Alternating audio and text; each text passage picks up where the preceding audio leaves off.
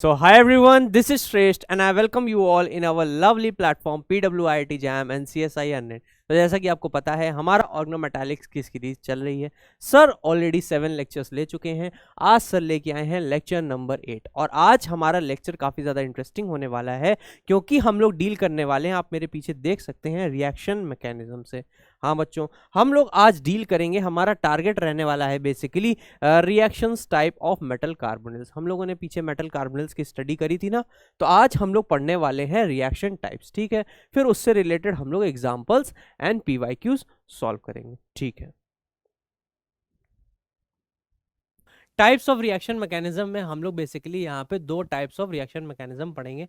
जैसे कि organic chemistry में आप लोगों ने पढ़ा होगा डिफरेंट टाइप ऑफ रिएक्शंस होती हैं, बट ऑर्गेनोमेटालिक्स में हम लोग मेजर डील करते हैं सिर्फ और सिर्फ एक टाइप की रिएक्शन से, जो कि होती है क्या, अगर मैं क्या करूं ब्रॉड क्लासिफिकेशन की पहले बात करूं तो आपने पढ़ी एडिशन रिएक्शन, सब्स्टिट्यूशन रिएक्शन। ठीक है, तो यहाँ पे ऑर्गेनोमेटालिक्स में सिर्फ और सिर्फ हम लोग पढ़ते हैं सब्स्टिट्यूशन रिएक्शन। सब्स्टिट्यूशन रिएक्शंस की हम लोग बात करते हैं। अब सब्स्टिट्यूशन रिएक्शन क्या होती है? सब्स्टिट्यूशन रिएक्शन का मतलब होता है, जैसे सब्स्टिट्यूशन का वर्ड आता है उसका मतलब होता है सब्स्टिट्यूट। ठीक है, मतलब क्या है, यहाँ पे एक लिगेंड हट के दूसरा लिगेंड लग रहा होगा, जैसे कि हमारे ऑर्गेनिक में होता है। क्या होता है वहां पे, सपोज करो मेरे पास क्या है, मेरे पास है R3। ठीक है, R3C और इधर क्या लगा है, जैसे सपोज करो यहाँ पे I लगा हुआ है। ठीक, तो ये हमारा कोई एक ऐसे करके एक कॉम्प्लेक्स है। ठीक है, ये हमारा मॉलिक्यूल है। हमको पता है कार्बन की वैलेंसी यहाँ पे सेटिस्फाई हो रही है। आई क्या है यहाँ पे, आई है हमारा एक लिविंग ग्रुप, हो सकता है लिविंग ग्रुप। ठीक है, कोई दिक्कत नहीं, हम लोगों ने वहां पे ही पढ़ा है। अब क्या होगा, बाहर से हम लोग कुछ चीज लाते हैं और क्या करते हैं, इसका हम लोग सब्स्टिट्यूशन करा देते हैं। तो जैसे सब्स्टिट्यूशन कैसे होता है, सब्स्टिट्यूशन दो तरीके से होता है, वो अभी अभी हम लोग आगे पढ़ेंगे, बट अभी यहाँ सब्स्टिट्यूशन क्या होता है वो सीख लेते हैं पहले। कुछ बच्चों को वो भी थोड़ा सा कंफ्यूजन है। तो अगर इस प्रोडक्ट से ये प्रोडक्ट बन जाए, ROH बन जाए और साथ में क्या मिल जाए हमें, RI मिल जाए, तो आप देख सकते हो I की जगह क्या हो गया, I की जगह OH क्या हो गया, सब्स्टिट्यूट हो गया। देखो R3CI की जगह R3COH हो गया और ROH की जगह I हो गया। तो कहने का मतलब ये है, यहां पे क्या हुआ, ये स्पीशीज हट के दूसरी स्पीशीज लग गई, है ना। तो इसी प्रोसेस को हम लोग क्या कहते हैं, सब्स्टिट्यूशन।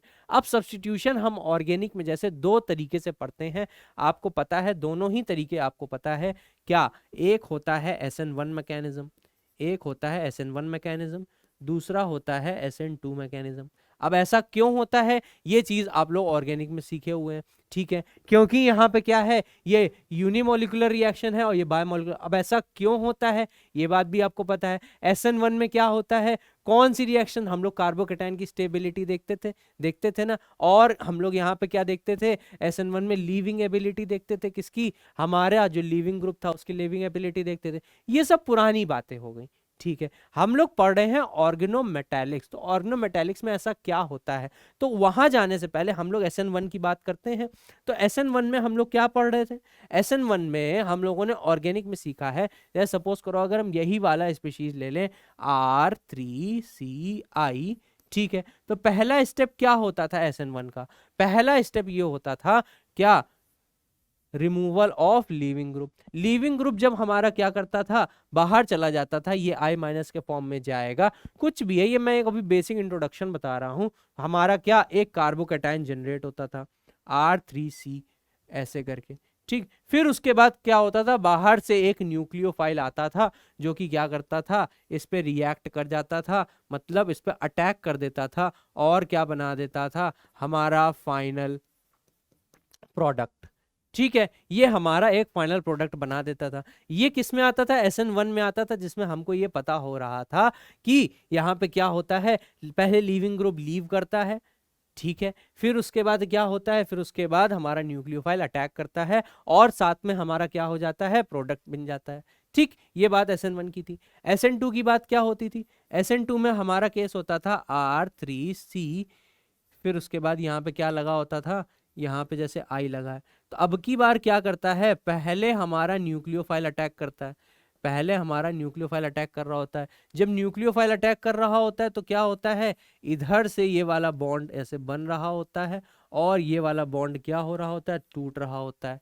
ऐसे करके चीजें होती हैं। जब ये बॉन्ड टूट जाता है तो हमारे पास क्या हमको मिलता है, R3COH, ठीक है, और इधर से I- निकल चुका होता है ना। लीविंग ग्रुप बाद में लीव करता है, ये बात हमको पता है। ये सब चीजें हम लोगों ने SN1 SN2 में सीखी थी। तो अब अगर हम लोग यहाँ पे ऑर्गेनोमेटालिक्स की बात करें तो ऑर्गेनोमेटालिक्स का केस कैसे होगा। तो ऑर्गेनोमेटालिक्स के केस में जैसे सपोज कर लो मैं एक कॉम्प्लेक्स ले लेता हूँ, NiCO4 ले लेता हूँ। अभी मैं बेसिक इंट्रोडक्शन पढ़ा रहा हूँ, ठीक है, उसके बाद मैं जाऊंगा एसोसिएटिव डिसोसिएटिव में, फिर कुछ एग्जाम्पल सॉल्व करेंगे और अपना लेक्चर यहाँ पे वाइंड अप करेंगे। ठीक, NiCO4 है, ठीक है, इसका मुझे क्या कराना है, लीगेंड सब्स्टिट्यूशन कराना है। किस पाथवे से कराना है ये अभी हम लोग बाद में डिस्कस करेंगे। कैसे होता है पहले ये देखो, यहाँ पे अगर हमें PPS3 सपोज करो लीगेंड से कराना है, ठीक है, तो यहाँ पे क्या हो रहा होगा, Ni के पास 4 हमारे लीगेंड जुड़े हैं, 4 लीगेंड जुड़े हुए हैं पहले से। ठीक, अभी देखो मैं प्रॉपर्टीज भी बताऊंगा यहाँ पे कि क्या प्रॉपर्टी होनी चाहिए और कैसे, शॉर्ट ट्रिक है आपकी कि आप कैसे पता लगा लो कि हमारी रिएक्शन कैसे आगे फॉरवर्ड करेगी, कैसे हमारी रिएक्शन प्रोसीड करेगी। ठीक है, NiCO4 है, ठीक। अब हमें PPS3 लीगेंड क्या करना है, यहाँ पे एक लगाना है, जिसके लिए हमें क्या करना पड़ेगा बच्चे, एक CO हमें हटाना पड़ेगा, एक CO हटाना पड़ेगा। मतलब एक CO हटाएंगे, कैसे हटाएंगे ये अभी हम लोग सीखेंगे। ठीक है, अब एक CO जब हमें हटाना पड़ेगा तो मतलब यहाँ पे जो हमारे हटाने के बाद जो हमारा प्रोडक्ट बनेगा वो कुछ इस तरीके से बनेगा। हमारा PPS3 अटैक कर रहा होगा और एक CO निकल रहा होगा, तो CO3 PPS3 हमारा बन जाएगा। तो ये हमारा क्या बन जाएगा, ये हमारा रिजल्टेंट प्रोडक्ट बन जाएगा। ठीक है, हमारे पास सब्स्टिट्यूएंट ये था, हमारा प्रोडक्ट ये बना, जिसमें क्या हुआ, एक CO यानी एक कार्बोनिल लिगेंड हट गया और उसकी जगह किसने ले ली, एक PPS3 लिगेंड ने ले ली। ये बात हमें पता चल गई। ये सिंपल सब्स्टिट्यूशन रिएक्शन थी, इसी को कहते हैं सब्स्टिट्यूशन रिएक्शन, कि एक लिगेंड हट के दूसरा लिगेंड का लगना हमारा क्या कहलाता है, सब्स्टिट्यूशन रिएक्शन। ठीक है, ये बात यहां तक क्लियर हो गई। अब एक चीज और है मोस्ट इंपॉर्टेंट ऑर्गेनोमेटालिक्स में याद रखने के लिए, आगे बढ़ने से पहले वो जो प्रॉपर्टी है ना उसको पहले पढ़ो।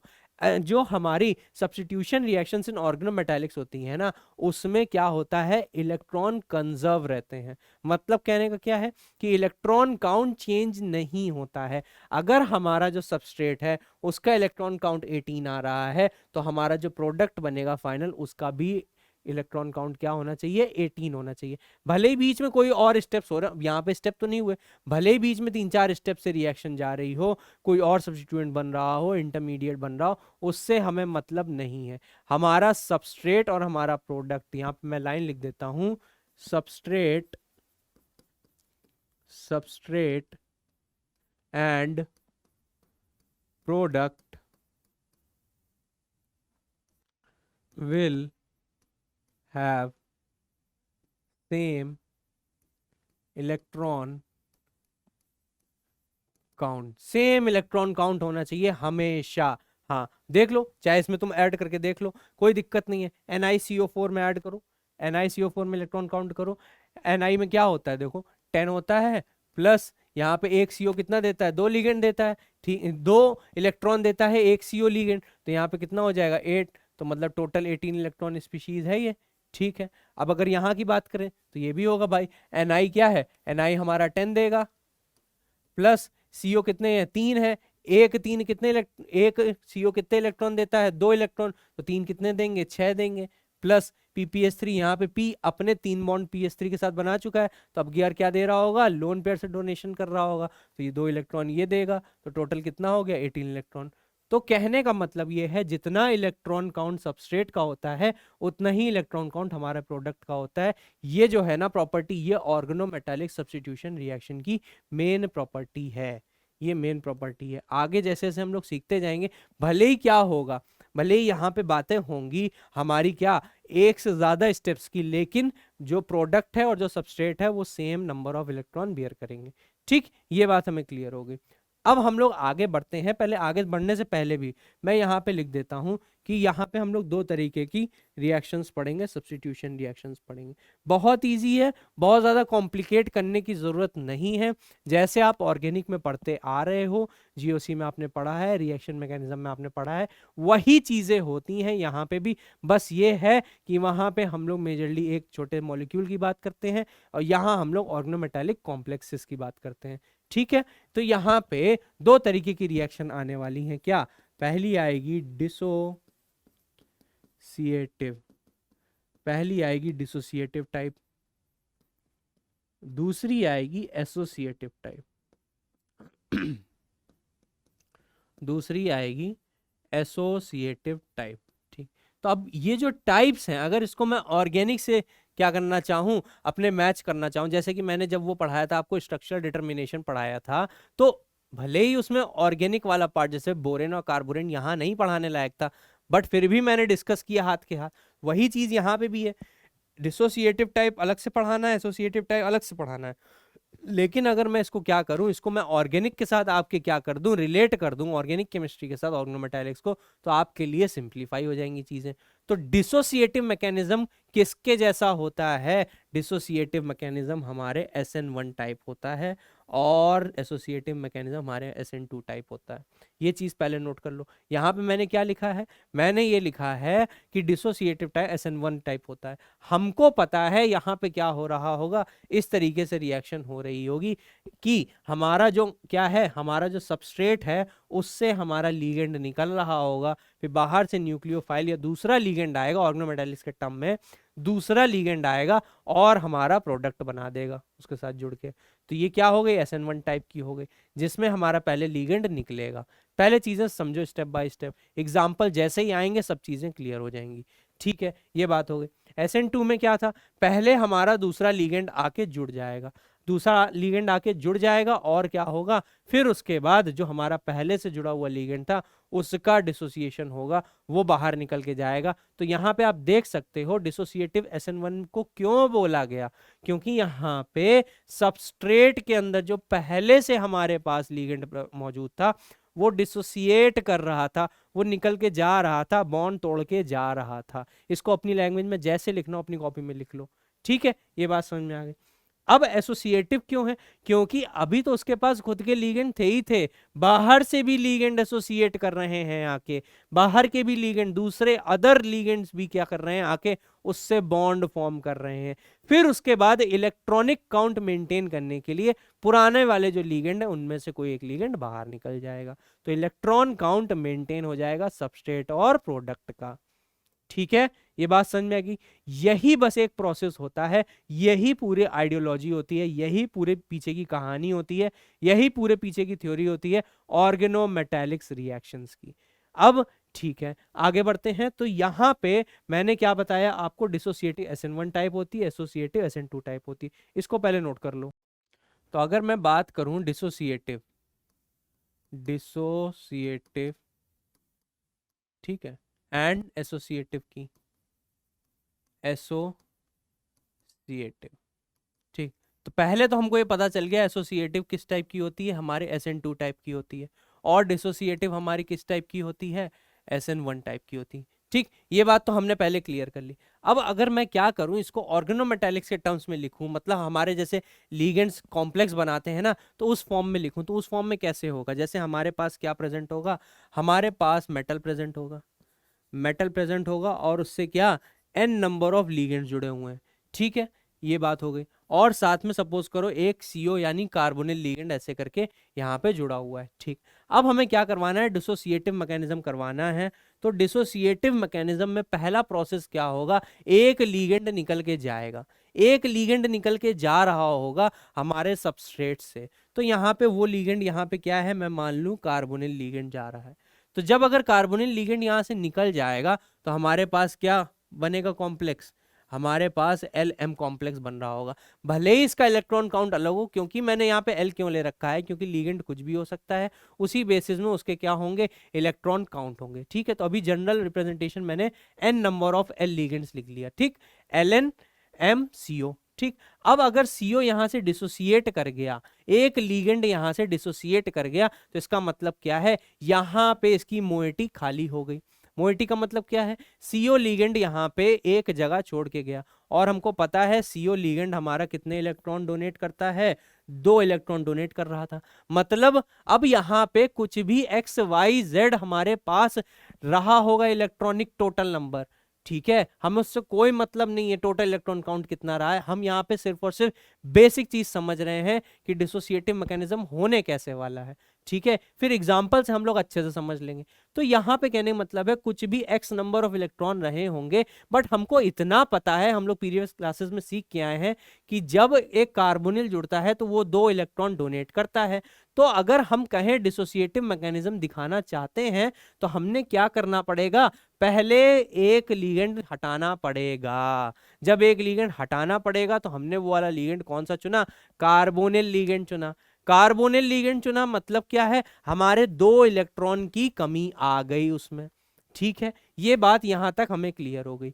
फिर उसके बाद हमने इसमें क्या कराया, हमने इसमें PPS3 लिगेंड का इंटरेक्शन करवाया, इंसर्शन करवाया, PPS3 लिगेंड के साथ इसको रिएक्ट करवाया। तो अब की बार क्या हो गया, हमको पता है ये भी 2 इलेक्ट्रॉन डोनेटिंग स्पीशीज है। कोई जरूरी नहीं है कि 2 इलेक्ट्रॉन डोनेटिंग स्पीशीज लिगेंड ही हम लेके आए रिएक्शन कराने के लिए, कोई जरूरी नहीं है। 2 क्लोराइड आयन ले आएंगे, 2 फ्लोराइड आयन ले आएंगे, है ना, मतलब सिंगल इलेक्ट्रॉन डोनेटिंग स्पीशीज 2 हम ला सकते हैं, कोई दिक्कत नहीं। बट मैंने यहाँ क्या किया, PPS3 का एक मॉलिक्यूल लेके आया, ये एक लिगेंड लेके आया और उसकी रिएक्शन हमारे इसके साथ करा दी। जब मैंने इसके साथ रिएक्शन कराई तो अब की बार क्या बन गया था, LNPPS3M। ठीक, ये हमारा क्या बन गया था, ये हमारा प्रोडक्ट बन गया था। तो यहां हमें सीखने को क्या मिला, ये प्रोडक्ट था और ये सबस्ट्रेट था। ये क्या था, ये सबस्ट्रेट था। तो हमें सीखने को मोटी मोटी बात यहाँ पे क्या मिली, हमको ये बात सीखने को मिली कि अगर डिसोसिएटिव मैकेनिज्म की तरफ हम बढ़ेंगे तो यहाँ पे हमें देखने को मिलेगा, पहले एक लीगेंड क्या करेगा, मॉलिक्यूल को लीव करेगा, फिर उसके बाद दूसरा लीगेंड आएगा जो कि क्या करेगा, उसके साथ रिएक्ट करेगा। और यहाँ पे क्या होने वाला है, इलेक्ट्रॉन नंबर सेम रहने वाले हैं, टोटल इलेक्ट्रॉन काउंट सेम रहने वाले हैं। क्यों मैंने ऐसा बोला, उसका अभी आंसर आपको बाद में मिल जाएगा। स्टेबिलिटी की बात है वहां पे, ठीक है, तो वहां जाने से पहले हमें ये चीजें क्लियर होनी चाहिए। क्यों मैंने CO निकाला, क्योंकि CO हमें पता है नॉन लीगेंड कौन सा है। अगर हम L निकाल देते तो हम कैसे डिफाइन करते कि L कितने इलेक्ट्रॉन लेके गया है, नहीं कर पाते ना। CO निकाल दिया, हमने देख लिया कि 2 इलेक्ट्रॉन लेके जा रहा है, CO की जगह हमने PPS3 को इंसर्ट करवा दिया, रिएक्ट करवा दिया और हमारा ये फाइनल प्रोडक्ट मिल गया। ठीक, ये बात समझ में आ गई। ये हमारा डिसोसिएटिव मैकेनिज्म था। एसोसिएटिव में क्या होता है, अब एसोसिएटिव के केस में ये हो रहा होगा कि अब की बार LNMCO, ठीक है, ऐसे करके ये हमारे पास क्या प्रेजेंट है, सबस्ट्रेट प्रेजेंट है, सबस्ट्रेट प्रेजेंट है। ठीक है, अब की बार यहां से एक भी लिगेंड नहीं निकल रहा होगा बच्चे, यहां पे पहले से ही स्पेस खाली होगी और यहाँ पे क्या PPS3 लिगेंड सपोज करो यहाँ पे अटैक कर देगा। जब ये अटैक कर देगा तो एक ऐसी स्टेज आएगी कि यहाँ पे कुछ इस तरीके का कॉम्प्लेक्स बन रहा होगा, PPS3 और कोई भी n number of L ligands लगे हुए हैं। ठीक है, फिर उसके बाद क्या होगा, जो इनिशियल जो हमारे पास जो लिगेंड था उसका क्या हो जाएगा, डिसोसिएशन हो जाएगा। तो यहाँ पे हमारे पास क्या देखने को मिलेगा, MPPS3LN। तो ये हमें देखने को ऐसे करके मिल जाएगा। तो हमें यहाँ क्या, ये प्रोडक्ट मिल गया। हमने क्या सीखा इन दोनों रिएक्शन से, हमने ये सीखा कि कुछ भी हो लिगेंड, अभी मैं दिखाऊंगा बताऊंगा वो चीजें क्लियर हो जाएंगी। हमें ये देखने को मिला कि डिसोसिएटिव रिएक्शन में हमारा पहले से जो सबस्ट्रेट में लिगेंड लगा हुआ है वो अपनी मोइटी छोड़ के जाएगा, वो स्पेस छोड़ के जाएगा, उसकी जगह दूसरा लिगेंड आके बैठ जाएगा। ठीक है, रिएक्ट कर लेगा, वो होता है डिसोसिएटिव मैकेनिज्म। एसोसिएटिव मैकेनिज्म में क्या होता है, स्पेस पहले से कहीं ना कहीं खाली रखी होगी, वहां पे क्या होगा, दूसरा लिगेंड आके बैठ जाएगा। लेकिन हमें क्या करना है, हमें सबस्ट्रेट और प्रोडक्ट का इलेक्ट्रॉन काउंट बराबर रखना था, इक्वल रखना था, पहले जितना रखना था। तो पहले वाला जो लिगेंड था वो क्या कर जाएगा, बाहर निकल जाएगा, जैसे कि यहाँ पे CO निकल गया, माइनस CO, ऐसे करके CO निकल गया। ठीक है, तो ये हमारे पास बेसिक आइडिया था किसका, डिसोसिएटिव एंड एसोसिएटिव मैकेनिज्म का। हम लोगों ने पीछे एक रफ मैकेनिज्म सीख लिया कि एसोसिएटिव और डिसोसिएटिव के केस में कैसे हमारे पास रिएक्शन आगे प्रोसीड करेगी। ठीक है, अब अगर मैं बात करूं यहाँ पे कि क्या नेचर में ज्यादा फेवरेबल होती, पहले देखो क्वेश्चंस हम लोग कवर कर लेते हैं कि क्या क्या क्वेश्चन पूछे जाते हैं, क्या क्या कॉन्सेप्ट है आपके दिमाग में, क्या क्या क्वेश्चन अराइज हो सकते हैं। ठीक है, तो पहला तो हमने देख लिया मैकेनिज्म कैसे क्या हो सकती है। फिर दूसरी चीज ये है कि अगर हम लोग बात करें मोर फेवरेबल की बात करें, मोर फेवरेबल रिएक्शन, अगर मोर फेवरेबल रिएक्शन की बात करें तो देखो, सुनने वाली बात है, समझने वाली बात है कि यहाँ पे आपको क्या दिख रहा है, डिसोसिएटिव मैकेनिज्म, और ये क्या दिख रहा है, एसोसिएटिव मैकेनिज्म। आप देख सकते हो डिसोसिएटिव मैकेनिज्म में ये क्या था, एक हमारे पास पूरा का पूरा सबस्ट्रेट था जिसके पास कुछ नंबर ऑफ इलेक्ट्रॉन्स थे। ठीक है, हम मान लेते हैं यहाँ पे कुछ स्टेबल नंबर ऑफ इलेक्ट्रॉन्स रहे होंगे। ठीक है, स्टेबल नंबर ऑफ इलेक्ट्रॉन्स रहे होंगे। फिर यहाँ पे क्या हो रहा है, एक बॉन्ड ब्रेक कर रहा है, और आपको पता है जब बॉन्ड ब्रेक करता है, क्या, जब बॉन्ड ब्रेक करता है, बॉन्ड ब्रेक, बॉन्ड जब ब्रेक करता है तो वो हमें क्या देना पड़ता है, एनर्जी रिक्वायर्ड होती है, एनर्जी रिक्वायर्ड। ठीक है, एनर्जी यहाँ पे रिक्वायर्ड होती है। ठीक है, तो अगर यहाँ पे पहले बॉन्ड ब्रेक कर रहा है तो हमें इसके लिए एनर्जी लेनी पड़ेगी। भाई हमको इसकी, हो सकता है ये स्टेबल फॉर्म में हो, ठीक है, बट हमें क्या करना है, लीगेंड सब्स्टिट्यूशन कराना है। ठीक है, वो भी एक स्टेबल फॉर्म में होगा, वो भी स्टेबल फॉर्म में हो, कोई दिक्कत नहीं है। यहाँ पे आके ऑर्गेनिक का क्राइटेरिया नहीं लगेगा कि ये अनस्टेबल फॉर्म में होगा और ये स्टेबल फॉर्म में, नहीं, ऐसा नहीं है। ये भी हो सकता है 18 इलेक्ट्रॉन स्पीशीज हो, ये भी हो सकता है 18 इलेक्ट्रॉन स्पीशीज हो, है ना। तो 18 इलेक्ट्रॉन स्पीशीज हमारी क्या होती है, स्टेबल होती है, हमें बात पता है। अभी फिर से हम एक बार रिवाइज कराएंगे क्यों ऐसा होता है। ठीक है, तो यहाँ पे हमें जब एक CO निकालना पड़ा, हमें एक लिगेंड बाहर निकालना पड़ा, तो एक बॉन्ड ब्रेक करना पड़ा ना। कैसे, देखो यहाँ पे अगर मैं लिखूं, M की बात करूं और ये CO की बात करूं और इधर Ln लिखूं, तो ये वाला बॉन्ड हमें क्या करना पड़ा बच्चे, ये वाला बॉन्ड हमें ब्रेक करना पड़ा। और ये जो बॉन्ड ब्रेक हुआ ये क्या करेगा, एनर्जी रिक्वायर्ड, एनर्जी इसको चाहिए, एनर्जी रिक्वायर्ड। तो भाई टूटने के लिए एनर्जी चाहिए, तो एनर्जी क्योंकि यहाँ पे ज्यादा लगती है, इस वजह से यहाँ पे हम लोग क्या करते हैं, डिसोसिएटिव मैकेनिज्म को, डिसोसिएटिव मैकेनिज्म को कम फेवर करते हैं, कम फेवर करते हैं, कम फेवर करते हैं। यहाँ पे पॉइंट लिख लो, फेवर, फेवर लेस। अब इसका मतलब कुछ ऐसा सर कहना चाहते हैं कि क्या सिर्फ और सिर्फ एसोसिएटिव मैकेनिज्म से जाएगा, तो ऐसा भी नहीं है मेरा मतलब। ठीक है, अभी हम चीजें क्लियर करते जाएंगे, स्टेप बाय स्टेप बढ़ेंगे। ठीक, ये बात हमें पता चल गई, बॉन्ड ब्रेक होता है, मतलब ब्रेक करने के लिए हमें एनर्जी रिक्वायर होती है, इसलिए हम लोग डिसोसिएटिव मैकेनिज्म को मोस्टली इग्नोर करते हैं। ठीक है, अब जब डिसोसिएटिव मैकेनिज्म को इग्नोर करेंगे तो यहाँ पे बात क्या आ जाती है, एसोसिएटिव मैकेनिज्म की। तो अगर हम एसोसिएटिव मैकेनिज्म का खेल देखने चले तो एसोसिएटिव मैकेनिज्म में क्या हो जाएगा, अगर हमारे पास Ln M CO है, ठीक है, अब सपोज करो बच्चे हमारे पास ये क्या था, 18 इलेक्ट्रॉन स्पीशीज थी, ये हमारे पास 18 इलेक्ट्रॉन स्पीशीज, सपोज करो Ln कुछ नंबर ऑफ N लिगेंड थे जो कंट्रीब्यूट करके पूरा अपने कॉम्प्लेक्स को टोटल क्या 18 इलेक्ट्रॉन कॉम्प्लेक्स बना रहे थे। अब हमने तो सर ने मना कर दिया 18 इलेक्ट्रॉन स्पीशीज हो या कुछ भी हो, डिसोसिएटिव काम नहीं करवाना है। डिसोसिएटिव काम नहीं करवाना है, क्यों नहीं, क्योंकि वहां पे बॉन्ड को तोड़ना पड़ता है। जब यहाँ पे एसोसिएटिव करवाने पहुंचे, अरे यार यहाँ पे तो फिर गड़बड़ एक आ गई हमारे पास। अगर हमें इसमें PPS3 ऐड कराना था, PPS3 ऐड करा लिया, तो यहाँ पे हमें क्या मिल गया, Ln M CO और यहाँ पे क्या PPS3।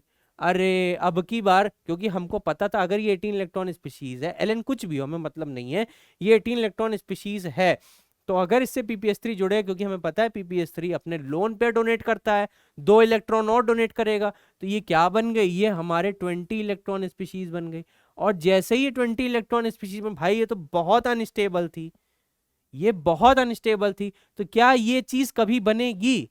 ये तो नहीं बनेगी। 18 से 20 तो कभी बनना ही नहीं चाहेगी, है ना। तो जब ये चीज नहीं हो भाई, भले ही इसके बाद क्या हो, इसके बाद हमारा CO क्या हो, डिसोसिएट हो जाए और हमारा LNMPPS3 बन जाए, वो बात ठीक है, तुम्हारी बन जाएगी, ऐसे चीजें हो सकती हैं, बट नेचर में ये भी लेस फेवरेबल हमें दिखी। तो आप देख सकते हो, अगर 18 इलेक्ट्रॉन स्पीशीज की अगर हम बात करते हैं, तो यहाँ पे क्या हो रहा है, पूरे के पूरे बॉन्डिंग ऑर्बिटल्स भरे हुए हैं, पूरे के पूरे बॉन्डिंग ऑर्बिटल्स भरे हुए हैं, ठीक है। तो ये जो 2 इलेक्ट्रॉन आ रहे हैं, ये कहाँ जा रहे हैं बच्चों, ये 2 इलेक्ट्रॉन कहाँ भर रहे हैं, ये 2 इलेक्ट्रॉन हमारे एंटी बॉन्डिंग में भर रहे हैं, ABMO में भर रहे हैं। और आपको पता है जब एंटी बॉन्डिंग ऑर्बिटल में क्या जाते हैं, हमारे इलेक्ट्रॉन्स जाते हैं, तो वो क्या होते हैं, वो सिस्टम को डिस्टेबलाइज कर रहे हैं, वो सिस्टम को डिस्टेबलाइज कर रहे हैं। तो अब की बार क्या यहाँ पे ऐसा होने देगा, वो क्या यहाँ पे एसोसिएटिव मैकेनिज्म होने देगा?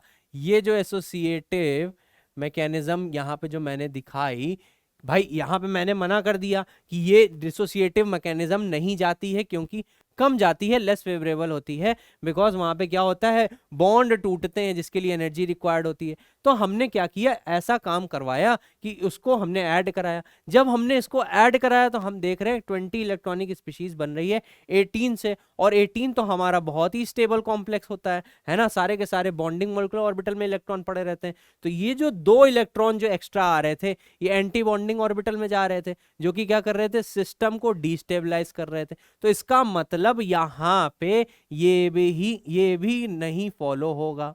जब ये भी नहीं फॉलो होगा तो क्या हो रहा था, मतलब कहने का ये है, अगर 18 इलेक्ट्रॉन स्पीशीज की अगर हम बात करें, तो यहाँ पे अब की बार हमको देखने को मिला, ये सब एक्सपेरिमेंटल डेटा है, ये सब एक्सपेरिमेंटल एनालिसिस है, कि एक्सपेरिमेंट जब हम लोगों ने देखा LNMCO,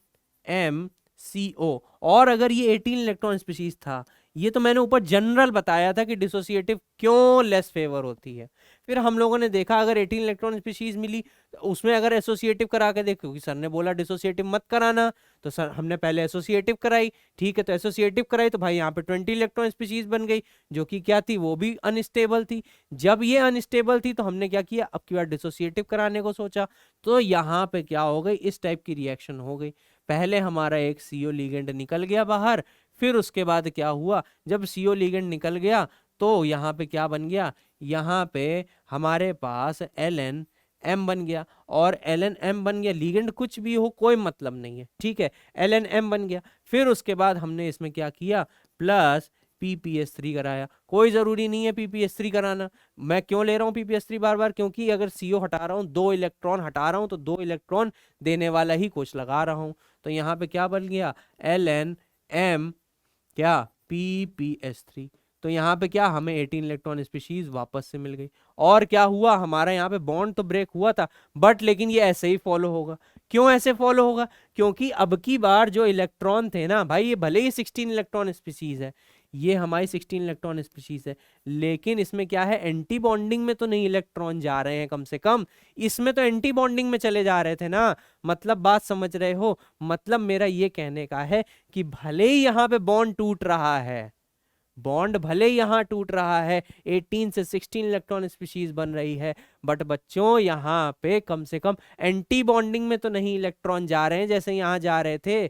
तो एंटी बॉन्डिंग में जब इलेक्ट्रॉन नहीं जा रहे हैं, तो ये सिस्टम को उतना डिस्टेबलाइज नहीं कर रहा है। भले ही एनर्जी हमें बाहर से देनी पड़ गई, बाहर से और एनर्जी डालनी पड़ गई, थोड़ा सा ये हमारे लिए कॉस्टली प्रोसेस पड़ गया, बट यहाँ पे क्या हो गया, यहाँ पे कोई भी हमारे पास लेस स्टेबल इंटरमीडिएट या स्टेज नहीं आई कॉम्प्लेक्स की। वहां पे तो एंटी बॉन्डिंग में जा रहा था, बहुत ज्यादा अनस्टेबल, डिस्टेबलाइज कर दे रहा था पूरे सिस्टम को, है ना। तो इस केस में हम लोगों ने क्या किया, फिर डिसोसिएटिव मैकेनिज्म लगाई। अभी ये सब चीजें आप एग्जाम्पल से समझोगे ना तो और क्लियर हो जाएंगी, उससे पहले ये सब प्रोसेस अच्छे से पहले नोट कर लो।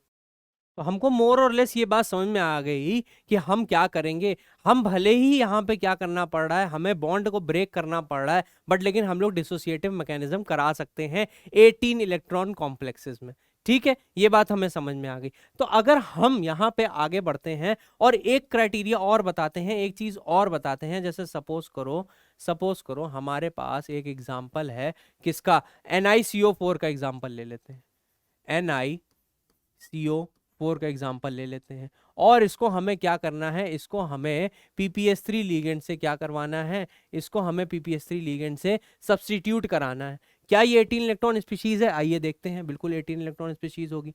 10 प्लस, अच्छा दूसरे पेन से कर देता हूँ, कोई दिक्कत नहीं, यहाँ पे क्या है, ठीक है, इसमें 10 plus 2 into 4, it will make 10 plus 8 is equals to 18 electron species, ये 18 इलेक्ट्रॉन स्पीशीज बना देगा। ठीक है, हमें ये बात पता चल गई, मतलब ये स्टेबल स्पीशीज है, बट फिर भी क्या कर सकती है, ये क्या कर सकती है, डिसोसिएटिव मैकेनिज्म से जा सकती है, क्योंकि अभी हम लोगों ने पीछे देखा, क्योंकि डिसोसिएटिव मैकेनिज्म में यहाँ पे क्या हो रहा था, हमारा एक लीगेंड निकल तो जरूर रहा था, बट स्पीशीज ऐसी बन रही थी जो कि क्या थी, कम से कम उतनी डिस्टेबलाइज तो नहीं कर रही थी सिस्टम को जितना ये डिस्टेबलाइज कर दे रहा था 20 इलेक्ट्रॉन वाली स्पीशीज, क्योंकि ये कहाँ जा रहा था, एंटी बॉन्डिंग में जा रहा था, है ना, ये बात हमें समझ में आ रही थी।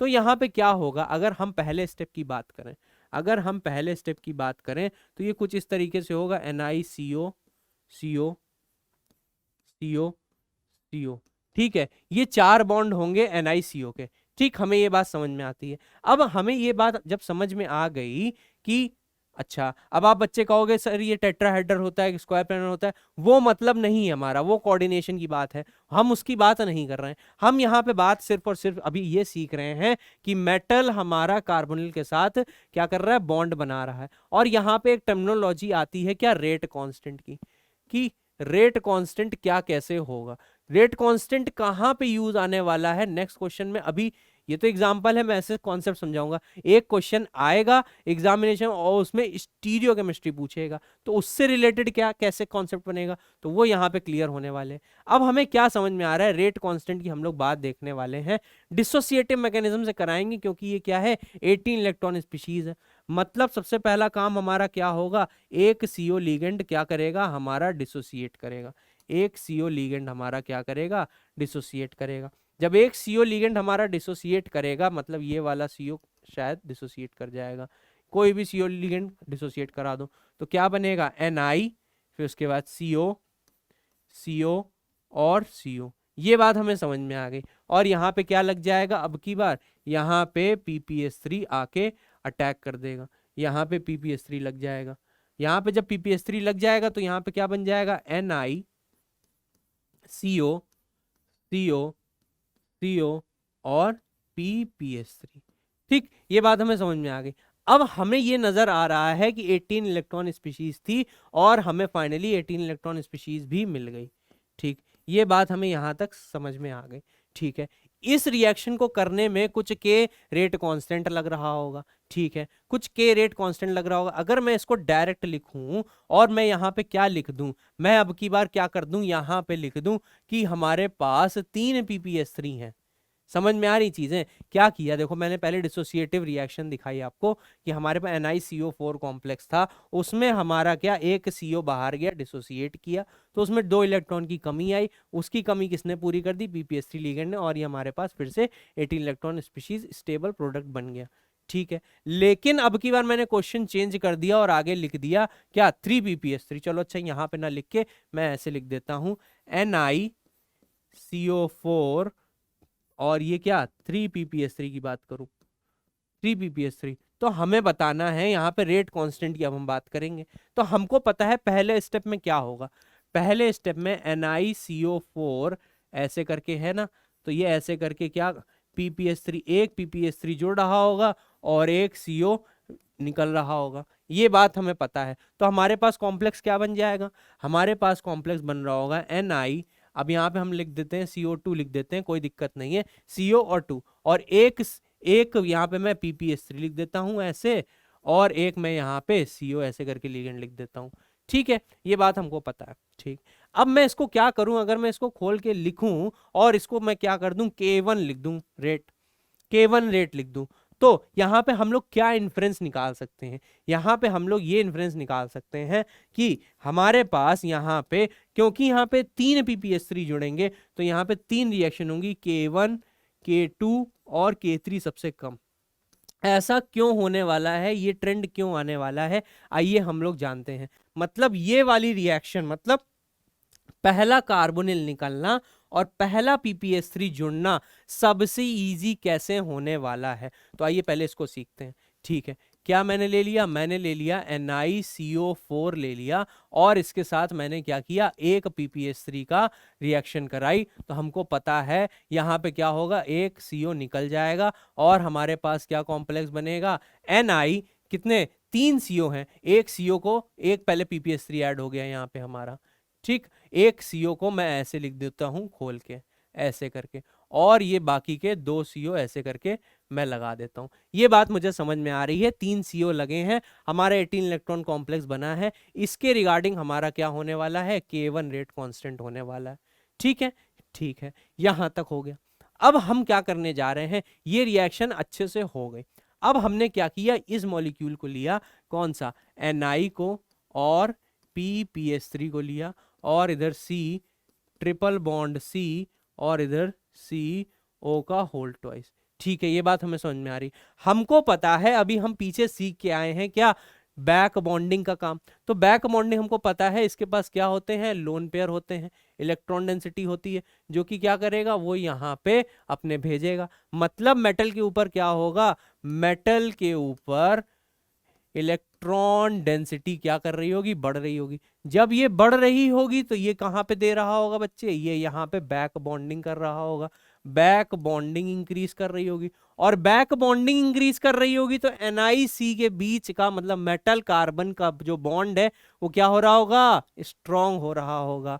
मतलब मेटल कार्बन बॉन्ड जो है वो क्या हो रहा होगा, स्ट्रॉन्ग हो रहा होगा। अब की बार मैंने सिर्फ एक खोल के दिखाया, लेकिन क्या हो रहा होगा, तीनों में इन्फ्लुएंस आ रहा होगा ना, कुछ ना कुछ यहाँ पे मेटल का जो इलेक्ट्रॉन डेंसिटी है वो इस कार्बन और मेटल के बीच के बॉन्ड में क्या कर रहा होगा, स्ट्रेंथ बढ़ा रहा होगा, बैक बॉन्डिंग बढ़ा रहा होगा। अभी पीछे इतनी देर से पढ़ रहे थे, है ना। फिर उसके बाद अगर यहाँ पे ये वाला बॉन्ड इसमें अगर बढ़ा रहा होगा, दूसरे वाले कार्बोनिल में, तो वहां पे बढ़ा रहा होगा, फिर तीसरे वाले में ही बढ़ा रहा होगा। तो वही चीज मैं कहना चाहता हूं कि अब की बार क्या हो रहा होगा, अब की बार यहाँ पे अगर मैं ऐसे करके लिखूं, मैं यहाँ पे अगर इसको मैं ऐसे C, डबल बॉन्ड C, और ये ट्रिपल बॉन्ड कहीं से टूट रहा है और यहाँ पे एक डबल बॉन्ड बन रहा है, फॉर्म हो रहा है, नजर नहीं आ रहा तो लो और ऐसे कर देता हूं। ठीक है, ये बात हमें समझ में आ रही है कि ये बॉन्ड फॉर्म हो रहा है। मतलब अगर इस बॉन्ड की मैं बात करूं तो ये बॉन्ड ज्यादा स्टेबल है इससे। जब ये स्टेबल है तो अब की बार हमें CO निकालने में बहुत दिक्कत होने वाली है, ये CO बाहर निकालने में दिक्कत होने वाली है। और ये दिक्कत होने वाली है ना, इसके वजह से अगर मैं इसका K2 लिखूं और यहाँ पे CO निकालने की कोशिश करूं तो मुझे क्या नजर में आएगा, मुझे ये नजर आएगा, क्योंकि पहले क्या था, यहाँ पे एक भी ऐसा इलेक्ट्रॉन डेंसिटी बढ़ाने वाला लिगेंड नहीं लगा था। जब यहाँ पे इलेक्ट्रॉन डेंसिटी बढ़ाने वाला लिगेंड लग गया तो बैक बॉन्डिंग बढ़ गई, बैक बॉन्डिंग बढ़ गई तो ये वाले जो बॉन्ड थे तीनों, ये क्या हो गए, कंपैरेटिवली स्ट्रॉन्ग हो गए। जब ये स्ट्रॉन्ग हो गए तो बच्चे हमारे पास क्या हुआ, अब की बार इस बॉन्ड को तोड़ना आसान नहीं था कंपैरेटिव टू दिस। ठीक है, जब इस बॉन्ड को तोड़ना आसान नहीं था तो क्या हो गया, K2 की वैल्यू कम आ जाएगी, मतलब K1 की वैल्यू ज्यादा, K2 की वैल्यू कम। क्यों ऐसा हुआ, क्योंकि रेट कांस्टेंट की बात हो रही है, यहां पे ज्यादा स्ट्रेंथ हो रही है, मेटल कार्बन की बॉन्ड स्ट्रॉन्ग हो रहा है ना। लेकिन फिर भी क्या होगा, हमारा डिसोसिएशन होगा, एक CO निकल गया।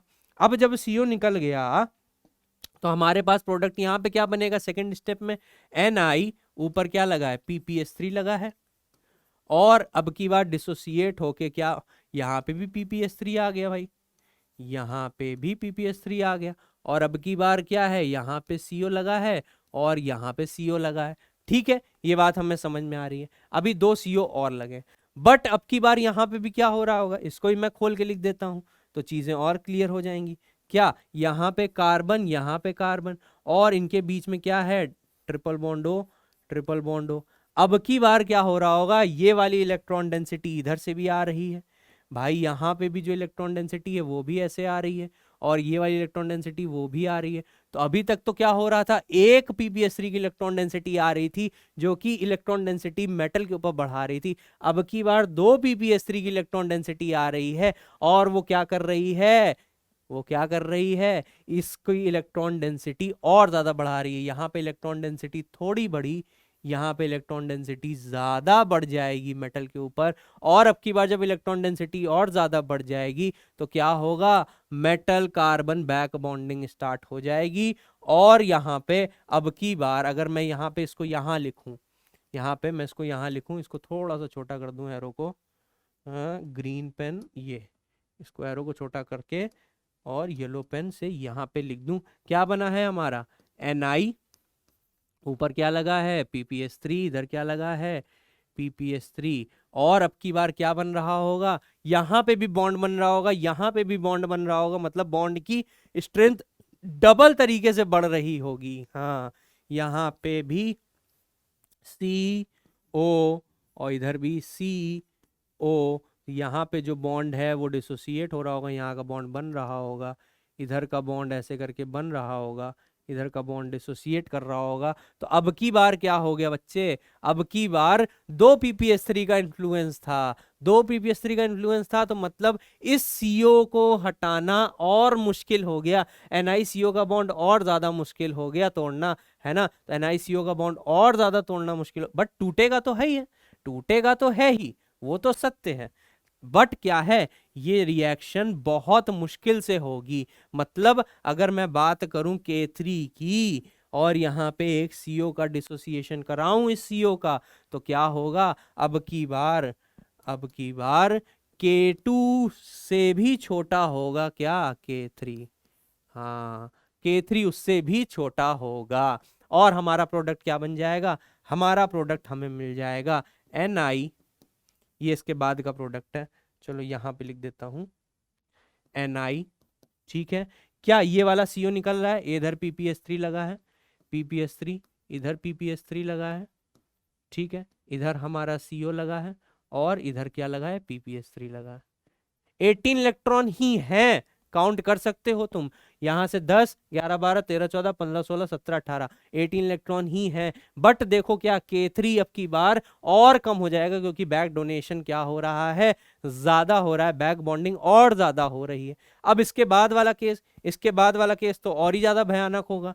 क्या होगा भयानक भाई, अगर यहाँ पे क्या इस pps3 का इन्फ्लुएंस है, इसका इन्फ्लुएंस है, इसका इन्फ्लुएंस है, तो यहाँ पे तो इलेक्ट्रॉन डेंसिटी इतनी ज्यादा बढ़ जाएगी, इतनी ज्यादा बढ़ जाएगी कि कुछ यहाँ पे गिनती ही नहीं है। और ये NiCO बॉन्ड इतना ज्यादा स्टेबल हो जाएगा, इतना ज्यादा स्टेबल कि अब की बार जो K4 होगा ना वो सबसे कम होगा। भले ही CO निकलेगा, यहाँ से CO ऐसे करके निकलेगा, और प्रोडक्ट हमारा बनाएगा Ni, इधर pps3, इधर pps3, इधर pps3, इधर pps3, बन गया हमारा प्रोडक्ट।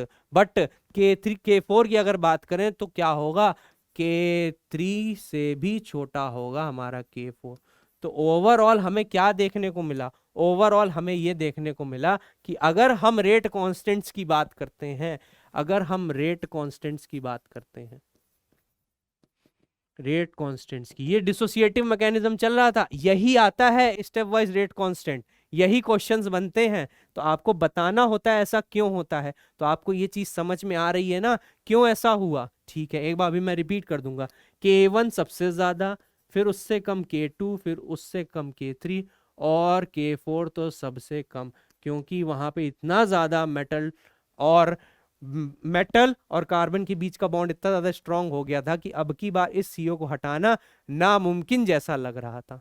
ठीक है, तो ये बात हमें समझ में आ गई। इसमें क्या था, NiCO4 हमारा क्या था, हमारा सबस्ट्रेट था, और pps3 हमारा लीगेंड था। हमने क्या किया, स्टेप वाइज कराना स्टार्ट किया, पहले डिसोसिएट कराया CO को, फिर उसके बाद हमने क्या किया, PPS3 का इंसर्शन कराया, तो हमें पता चला PPS3 क्या कर रहा है, बैक डोनेशन कर रहा है, हमारे मेटल के ऊपर इलेक्ट्रॉन डेंसिटी बढ़ा रहा है, जिसके वजह से क्या हो रहा है, मेटल कार्बन के बीच का बॉन्ड स्ट्रांग हो रहा है। जब ये बॉन्ड स्ट्रांग हो रहा है तो नेक्स्ट स्टेप में अगर CO निकालने की बात आएगी तो पहले वाला CO आसानी से निकल चुका था, बट इस बार क्योंकि बॉन्ड स्ट्रांग हो गया था मेटल और CO के कार्बन के बीच का, तो अब की बार इसको तोड़ना मुश्किल था। ऐसे स्टेप बढ़ता जाएगा तो आगे क्या, PPS3 लिगेंड बढ़ते जा रहे हैं, बढ़ते जा रहे हैं, इलेक्ट्रॉन डोनेटिंग लिगेंड बढ़ते जा रहे हैं, और हमारे पास क्या हो रहा है, हम अच्छा इलेक्ट्रॉन डोनेटिंग लिगेंड क्या चीज है भाई, ये क्या है, ये है हमारे, क्योंकि हमको पता है यहाँ पे क्या करेगा,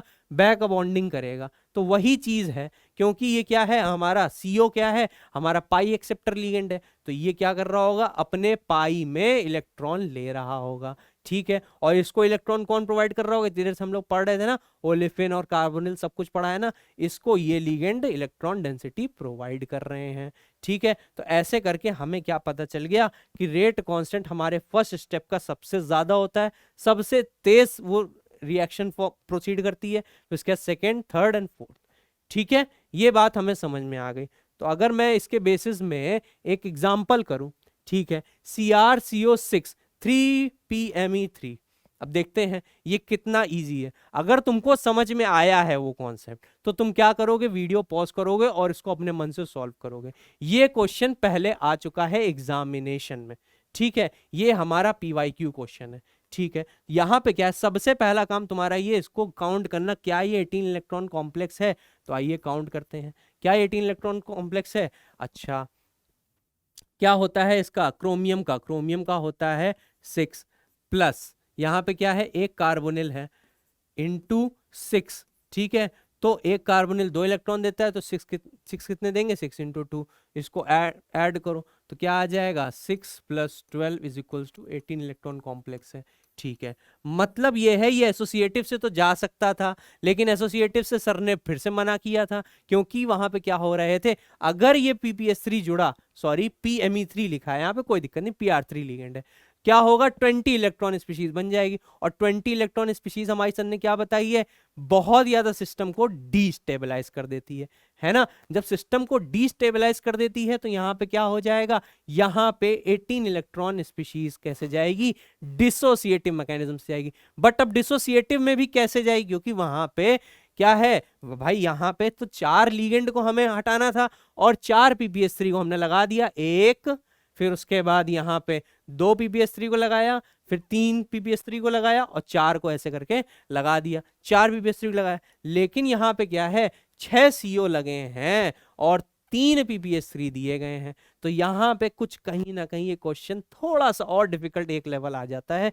क्या इफेक्ट आ जाता है यहाँ पे ऑपोजिट वाला इफेक्ट आ जाएगा। यहाँ पे क्या आ जाएगा, वही जो हम लोग पीछे पढ़ रहे थे, ये जो बॉन्ड है ना ये स्ट्रेंथनिंग कर रहा है। आइए देखते हैं यहाँ पे कैसे ही वो चीज अप्लाई होगी, ठीक है। तो सबसे पहले हम क्या करते हैं, सबसे पहले इसका स्ट्रक्चर बना लेते हैं। 18 इलेक्ट्रॉन स्पीशीज है, ऑक्टाहेड्रल ये बनेगा, ठीक है, क्योंकि 6 लीगेंड है तो ये कुछ इस तरीके से होगा, CO CO CO और CO, एक अबव द प्लेन लगा होगा CO, एक बिलो द प्लेन लगा होगा CO। मैंने सिंगल बॉन्ड से ऐसे करके डिनोट कर दिया, ठीक है। ये ऐसे होगा, CR बीच में पड़ा है, एक CO एक CO एक CO एक CO, ऊपर एक CO नीचे एक CO, ठीक। ये बात हमें समझ में आ गई, ऑक्टाहेड्रल कॉम्प्लेक्स है हमारा, 6 CO लीगेंड लगे। अब PMe3 की बात करते हैं, ठीक है। तो PMe3 जुड़ने से पहले हमारा क्या होगा, एक कार्बोनिल लिगेंड डिसोसिएट कर रहा है, कोई सा भी लिगेंड डिसोसिएट करा दो, ठीक है। मैंने क्या किया, मैंने इसको ये वाला लिगेंड डिसोसिएट करा दिया, ठीक, -CO मैंने ऐसे करके करा दिया। जब मैंने एक CO लिगेंड डिसोसिएट करा दिया तो फिर यहाँ पे क्या, मैंने क्या कर दिया, एक PPS3 इंसर्ट करा दिया, कोई दिक्कत नहीं। ये वाला PPS3 कहाँ जाएगा, ये वाला PPS3 यहाँ जाएगा, कोई दिक्कत कोई समस्या नहीं। ये अलग अलग स्टेप में हो रहा है, पहले ये चीज सीखने वाली बात है। पहला स्टेप ये है, दूसरा स्टेप ये है, ये मत सोचना सर ने PPS3 ऐड करा के 20 इलेक्ट्रॉन स्पीशीज बना दी फिर उसके बाद कार्बन मोनोऑक्साइड सॉरी कार्बोनिल निकाल लें, लेकिन ऐसा नहीं है। पहले सर ने कार्बोनिल को डिसोसिएट कराया नंबर 1 स्टेप में, सेकेंड स्टेप में सर ने क्या किया, PPS3 को ऐड कराया, ठीक। ये बात हमें समझ में आ गई। तो इससे मिलने वाला कॉम्प्लेक्स हमें क्या मिला, हमें इससे मिला CR, इधर CO लगा था, इधर PPS3 लग गया आके, इधर CO लगा था, इधर CO लगा था, इधर CO लगा था और इधर CO लगा था। ठीक है बच्चों, जब इधर CO ये सब लगे हुए थे और इधर PPS3 लगा था। अब यहाँ पे बात आ जाती है ऑपोजिट में कौन है। हमको ये नजर आ रहा है ये क्या है, ये स्क्वायर ऐसे करके पड़ा हुआ है। एक CO इधर था, एक CO इधर, एक CO इधर, एक CO इधर।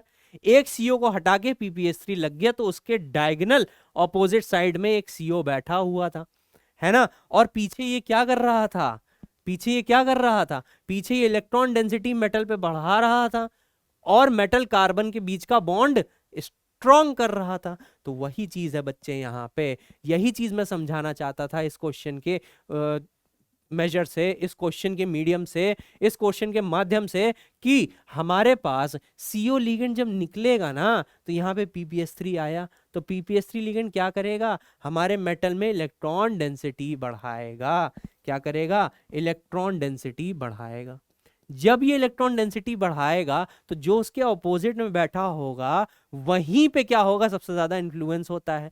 जब यहाँ पे इन्फ्लुएंस होगा तो मतलब क्या है, इसको अगर मैं खोल के लिखूं, इसको मैं खोल के लिख देता हूं, क्योंकि इस वाले कार्बोनिल में क्या हो रहा होगा, इन्फ्लुएंस हो रहा होगा। C ट्रिपल बॉन्ड O, इस वाले कार्बन में इन्फ्लुएंस हो रहा होगा। भाई ये इलेक्ट्रॉन डेंसिटी क्या कर रहा होगा बच्चे, ये इलेक्ट्रॉन डेंसिटी यहाँ बढ़ा रहा होगा और फिर ये क्या हो रहा होगा, बैक डोनेशन हो रहा होगा। फिर ये वाला बॉन्ड क्या हो रहा होगा, ब्रेक हो रहा होगा, ये वाला बॉन्ड ब्रेक हो रहा होगा, है ना। ये वाली चीज ऐसे हो रही होगी। इसका मतलब क्या है, ये वाला जो बॉन्ड है ना, ये वाला बॉन्ड, कौन सा बॉन्ड, ये जो मैं अभी इससे बनाने जा रहा हूँ रेड कलर से, ये वाला, ये ऐसे ऐसे, अगर इसकी बात करूं ना, मतलब ये क्रोमियम और कार्बन के बीच का जो बॉन्ड है वो भले मैंने ऐसे पूरा बना दिया, लेकिन ये वाला जो बॉन्ड है ये काफी ज्यादा स्ट्रांग हो चुका होगा। ये वाला क्या हो चुका होगा, स्ट्रांग हो चुका होगा। ये वाला क्या हो चुका होगा, स्ट्रांग हो चुका होगा। तो अब की बार बाकी के जितने भी CO है ना वो हट सकते हैं दूसरा PME3 आने पे, लेकिन ये वाला कंपैरेटिव नहीं हटेगा। इसीलिए पहले मैंने रेट कांस्टेंट वाला चीज बताई। तो अब की बार ये वाला जब स्टेबल हो चुका था, स्ट्रांग हो चुका था ज्यादा बॉन्ड, क्योंकि इसमें डबल बॉन्ड कैरेक्टर अराइज होने लगा था, इस वजह से ये वाला CO तो नहीं निकलेगा सेकेंड स्टेप में। तो क्या निकलेगा, कोई और निकाल दो, कोई दिक्कत नहीं। क्या करना है हमें, हमें करना है -CO करना है और प्लस PPS3 करना है। पहला स्टेप हमारा ये रहेगा, दूसरा स्टेप हमारा ये रहेगा।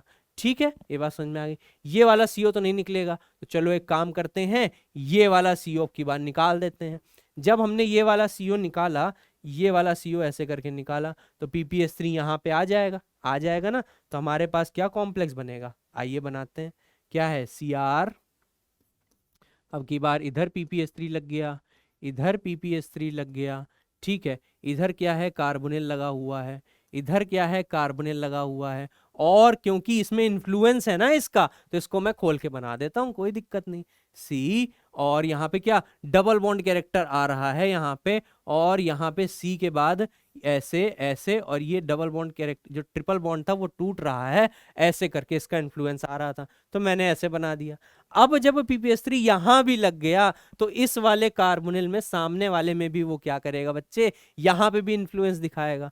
तो अब की बार मैं इसको भी ऐसे बना दूं, C, और यहाँ पे क्या है, ये बॉन्ड बन रहा है, एक इधर बॉन्ड बन रहा है, और ये ऑक्सीजन, इसमें भी क्या हो रहा है, इन्फ्लुएंस आ रहा है। ठीक है, ये जो मैंने खोल के बनाए हैं इनमें PPS3 का इन्फ्लुएंस आ रहा है। ये बात समझ में आ रही है, मतलब मेटल और हमारे कार्बन के बीच का बॉन्ड, ये वाले क्या हो रहे हैं, स्ट्रेंथन हो रहे हैं, इलेक्ट्रॉन डेंसिटी और बढ़ रही है। इलेक्ट्रॉन डेंसिटी यहाँ पे बढ़ गई, इलेक्ट्रॉन डेंसिटी यहाँ पे 2 गुना बढ़ गई। यहाँ पे क्या थी, इलेक्ट्रॉन डेंसिटी 1 गुना बढ़ी थी। ये बात हमें समझ में आ गई। तो अब की बार अगर मैं बनाऊं तो ये वाला बॉन्ड जो है ना, ये वाला बॉन्ड ये बहुत स्ट्रांग हो गया, ये वाला बॉन्ड भी स्ट्रांग हो गया, है ना। लेकिन हमारे पास कितने PPS3, एक PPS3 ये जुड़ गया, एक PPS3 ये जुड़ गया, अभी तीसरा PPS3 जुड़ना बाकी है। तीसरा PPS3 जब जुड़ेगा तो कौन सा CO हटाएगा भाई, ये दोनों में तो इन PPS3 का क्या है, इन्फ्लुएंस है।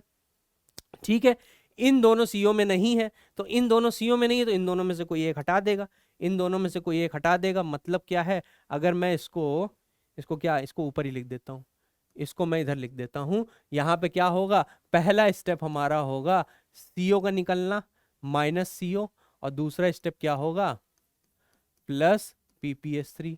तो अब की बार CO कौन सा निकलेगा बच्चे, इन दोनों में से निकलेगा, है ना। तो इन दोनों में से निकल के जैसे सपोज करो मैंने क्या किया, इस वाले CO को हटा दिया। जब मैंने इस वाले CO को हटाया तो हमारे पास क्या बना, हमारे पास बना क्रोमियम, ऊपर क्या आ गया PPS3 आ गया, इधर क्या था PPS3 था, और इधर क्या था PPS3 था, इधर क्या था। अब की बार इधर भी इन्फ्लुएंस होगा, कैसे, लेकिन अभी बाद में बनाऊंगा। इधर ऐसे ऐसे था, इधर यहाँ पे क्या था कार्बन, इधर यहाँ पे कार्बन था, इधर इन्फ्लुएंस्ड वाला था, इधर भी इन्फ्लुएंस्ड वाला था, यहाँ पे डबल बॉन्ड ट्रिपल बॉन्ड में इन्फ्लुएंस आ रहा था ऑक्सीजन, इधर ये डबल बॉन्ड और ये ट्रिपल बॉन्ड में इन्फ्लुएंस आ रहा था ये। ठीक, ये बात हमें पता चल गई। अब जैसे ही ऊपर भी PS3 ऐड हुआ तो नीचे वाला जो कार्बोनिल था जो अभी तक लगा हुआ था उसमें भी इन्फ्लुएंस आएगा, वो भी स्ट्रेंथन हो जाएगा, और मैं ऐसे कहूं कि अब की बार ऐसे ऐसे ऐसे, और ये ऑक्सीजन ऐसे। तो ये तीनों कार्बोनिल क्या हैं, अब की बार काफी ज्यादा स्ट्रांग हो गए हैं। ये कार्बोनिल, ये कार्बोनिल के साथ जो बॉन्ड है और ये जो बॉन्ड है, ये क्या हो रहे हैं, तीनों स्ट्रेंथन हो रहे हैं। क्यों हो रहे हैं, क्योंकि इसमें इलेक्ट्रॉन डेंसिटी अब की बार 3 गुना बढ़ चुकी है। भाई यहाँ पे क्या है, 3 PPS3 लिगेंड जुड़े। कहने का मतलब मैं समझाना क्या चाहता हूं, मैं ये समझाना चाहता हूं कि अगर तुम्हारे पास क्वेश्चन आ जाए कैसा, कि हमारे पास प्रोडक्ट कैसा बन रहा है, तो प्रोडक्ट तुम कम से कम देख के बता पाओ। भाई पहले वाले में तुम क्या करते, पहले वाले में तुम्हें पता है NI के पास 4 CO थे, NI के पास 4 CO थे, 4 PPS3 दे रखे थे, तो चारों चारों हट जाएंगे, तो ज्योमेट्री या सिमेट्री जो कहो सेम आ जाएगी। लेकिन अगर यहाँ पे क्या हो, अगर 6 लिगेंड लगे हों और तुमसे 3 लिगेंड का क्या करवा रहा हो, डिसोसिएशन करके 3 लिगेंड जुड़वा रहा हो अलग से, तो क्या होगा, कैसी ज्योमेट्री आएगी। तो हमको ये बात पता है ये ज्योमेट्री कैसी होती है, ये ज्योमेट्री होती है कौन सी, फेशियल ज्योमेट्री होती है। तो यही सब क्वेश्चन बनते हैं, ये क्या होती है, फेशियल ज्योमेट्री होती है।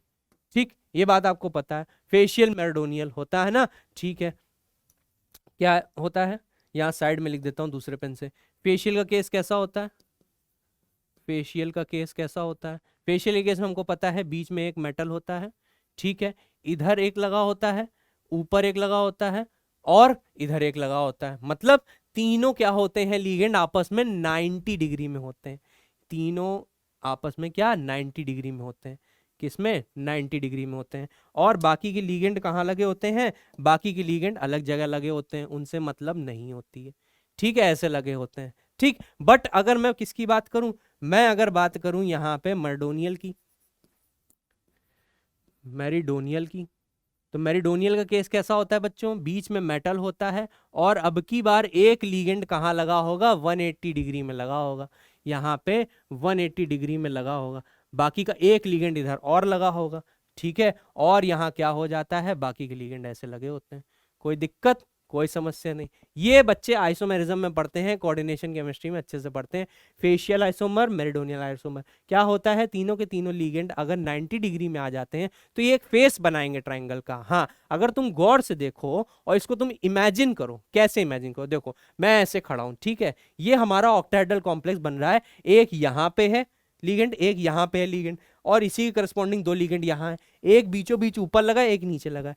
तो मैंने फेशियल कंडीशन क्या बताई, एक यहाँ लगा है, एक यहाँ लगा है, ये दोनों ऐसे लगे हैं, और एक बीच में ऊपर लगा है। तो यहां से तुम इसको यहाँ जोड़ो और यहां से यहाँ जोड़ो, तो ये क्या बना रहा है बच्चे, ये एक हमें क्या बना रहा है, एक ट्रायंगुलर फेस बना रहा है। तो ये जो ट्रायंगुलर फेस बना रहा है ये क्या है, फेशियल आइसोमर है। अगर तुम थोड़ा सा इमेजिन कर पा रहे हो, सामने से देखो, ये 2 आगे वाले हैं, ये 2 पीछे वाले हैं, पीछे वालों को छोड़ दो अभी, ये 2 आगे लिगेंड लगे थे, और उसके करस्पॉन्डिंग मेरे सर के पास देखो, सपोज करो ये हमारे क्या है, किनारे वाले हैं, और मेरा हेड क्या है, बीच वाला है। अब तीनों को जब तुम जोड़ोगे तो तुम्हें क्या बनता दिखेगा, ऐसे ऐसे ऐसे, मतलब ऐसे ऐसे और ऐसे, क्या मिलेगा, एक ट्रायंगुलर फेस दिखने को मिलेगा। और ये ट्रायंगुलर फेस क्या है, इसी वजह से इसको क्या बोलते हैं, फेशियल। तो क्वेश्चन इस तरीके से आएगा, ऐसे स्टेटमेंट बेस बनेगा। व्हेन CrCO6, अपनी कॉपी में नोट करो, when CrCO6 reacts with 3PMe3 molecule, it gives facial product, या फेशियल आइसोमर या फिर मेरिडोनियल आइसोमर। ठीक है, ये हमारी अजय कुमार में भी दिया गया है, रेफरेंस बुक से उठाया हुआ एग्जाम्पल है। ठीक है बच्चों, बहुत इंपॉर्टेंट है, मोस्ट इंपॉर्टेंट है, इसको नोट कर लो। ठीक, ये बात क्लियर हो गई। ठीक है, ये तो हमारे पास ये सब एक कंडीशन हो गई। ठीक है, अब अगर हम दूसरी कंडीशन की बात करें, जैसे कि अगर ऐसी कोई कंडीशन आ जाए कि हमारे पास क्या हो रहा है, देखो मैं क्वेश्चन ओरिएंटेड पढ़ा रहा हूं कॉन्सेप्ट। ठीक है बच्चों, ये जो कॉन्सेप्ट्स है ना, ये सारे के सारे क्वेश्चंस में अप्लाई हो जाते हैं। ठीक है, पहले मैंने 2 क्वेश्चन सॉल्व कराए और वो चीजें हो गई। ठीक है, अब ये कॉन्सेप्ट एक और क्या आ गया, ये एक नया कॉन्सेप्ट आ गया जो सर अभी लिखने जा रहे हैं। क्या कि हमारे पास 18 इलेक्ट्रॉन रूल में सर ने बताया डिसोसिएटिव मैकेनिज्म हो रहा है। 18 इलेक्ट्रॉन रूल, 18 इलेक्ट्रॉन जो हमारे फॉलो करने वाले कॉम्प्लेक्सेस हैं, उनमें क्या सर ने बताया कि पहले क्या होगा, डिसोसिएटिव मैकेनिज्म से जाएगा।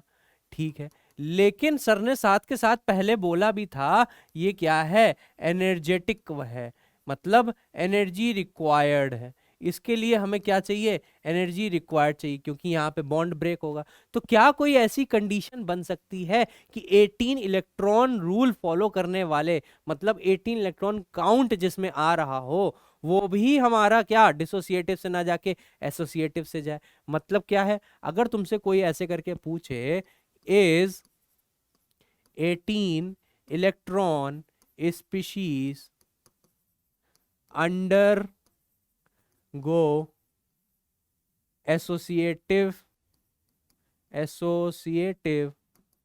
SN रिएक्शंस, तो तुम्हारा आंसर क्या होगा, तुम्हारा आंसर यही होगा कि अब तुम कंफ्यूज हो गए हो सर आपने पहले क्या पढ़ाया, फिर क्या पढ़ाया, और अब फिर कह रहे हो कि 18 इलेक्ट्रॉन स्पीशीज के एसोसिएटिव मैकेनिज्म शो कर सकती है। सर आपने तो पहले ये बता दिया था, सर आपने पहले ये बता दिया था कि हमारे पास कहाँ गया, ये सर आपने बताया था।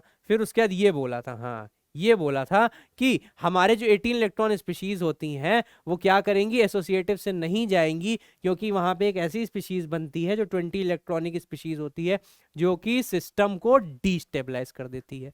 ठीक है, सर ने ये बात तो बोली थी, कोई दिक्कत नहीं है, कोई डाउट नहीं है। सर अभी भी उस बात पे अड़े हैं कि अगर हमारे पास 18 इलेक्ट्रॉन स्पीशीज होगी, और उसके देखो इसके 2 आंसर हो सकते हैं, इसके 2 आंसर हो सकते हैं। पहला आंसर क्या हो सकता है, पहला आंसर ये हो सकता है, if no variable hapticity ligand is absent, या फिर मैं लिख दूं if no variable hapticity ligand is available. मतलब क्या है सर का, मतलब ये है, अभी सर एक नया कॉन्सेप्ट सिखाने वाले हैं, अवेलेबल की बात कर रहे हैं, अवेलेबिलिटी ऑफ वेरिएबल हेप्टासिटी। हेप्टासिटी क्यों इंपॉर्टेंट हो गई यहां पे आके, आज हमको पता चलेगा, आज ये नया कॉन्सेप्ट हम लोग सीखेंगे। अगर हमारे पास वेरिएबल हेप्टासिटी शो करने वाले लीगेंड ना प्रेजेंट हो, तो हम लोग हमेशा क्या करेंगे, हम लोग हमेशा डिसोसिएटिव मैकेनिज्म से जाएंगे, डिसोसिएटिव से जाएंगे, डिसोसिएटिव। और इसका आंसर क्या हो जाएगा इस क्वेश्चन का, is 18 electron species undergo associative reaction. अगर हमारे पास वेरिएबल हेप्टासिटी वाले लीगेंड नहीं प्रेजेंट है, अवेलेबल नहीं है, तो नो, इसका आंसर नो, एसोसिएटिव मैकेनिज्म से नहीं जाएगा, सिर्फ और सिर्फ डिसोसिएटिव मैकेनिज्म से जाएगा। और ऐसा क्यों होगा अभी मैं समझाऊंगा, परेशान मत हो, एग्जाम्पल से समझाऊंगा। ठीक है, दूसरा आंसर इसका क्या बन सकता है, इसका आंसर बन सकता है कि if variable hapticity ligand is present, अगर वेरिएबल हेप्टासिटी वाला लीगेंड प्रेजेंट है तो यस, यस, यस, इसका आंसर यस हो जाएगा, यस एसोसिएटिव चीजें हो सकती हैं। कैसे हो सकती हैं वो भी बात अभी चर्चा करेंगे, लेकिन उससे पहले इस क्वेश्चन पे थोड़ा सा नजर डालो। अभी सर ने क्या बोला था, 18 इलेक्ट्रॉन स्पीशीज सिर्फ और सिर्फ डिसोसिएटिव मैकेनिज्म से जाएंगी, क्योंकि क्या हो रहा है वहां पे, डिस्टेबलाइज हो रहा था सिस्टम 20 इलेक्ट्रॉन का बनने के बाद। बट यहाँ पे ऐसा नहीं है कुछ, क्योंकि यहाँ पे वेरिएबल हेप्टासिटी अभी अपना कमाल दिखाएगी और हम लोग क्या कर लेंगे, एसोसिएटिव मैकेनिज्म देख लेंगे। कैसे देख लेंगे, आइए देखते हैं। फिर जैसे सपोज करो हमारे पास, सपोज करो पहले सपोज करो, फिर उसके बाद एग्जांपल कराएंगे, ठीक है। हमने क्या लिया, हमने एक मेटल लिया, ठीक है, उससे कुछ लीगेंड्स लगे हुए हैं, n नंबर ऑफ लीगेंड्स लगे हुए हैं, कोई दिक्कत कोई समस्या नहीं, ठीक है। एक हमारे पास लीगेंड लगा हुआ है जिसकी हेप्टासिटी 5 है, कुछ ये लीगेंड है, कुछ भी लीगेंड है, अभी मैं कह रहा हूं अभी नहीं देखना है, ठीक है। n5 मतलब ईटा 5 लीगेंड है, ठीक, ये बात हमें समझ में आ रही है। अब हमें क्या करना है, हमें ये अगर दिया गया है कि ये 18 इलेक्ट्रॉन स्पीशीज है भाई, ये हमारे पास 18 इलेक्ट्रॉन स्पीशीज है, ठीक है। इसमें क्या करना है, आपको एल डैश लीगेंड का सब्स्टिट्यूशन कराना है, एल डैश लीगेंड का सब्स्टिट्यूशन कराना है, ठीक है। अब एल डैश लीगेंड का सब्स्टिट्यूएंट कैसे हम करा सकते हैं, कैसे सब्स्टिट्यूशन करा सकते हैं, ये एसएन रिएक्शन करानी है, और बोल रखा है एसोसिएटिव से ही भेजना है भाई, एसोसिएटिव से ही भेजना है, डिसोसिएटिव से मत भेजना वरना गलत हो जाएगा।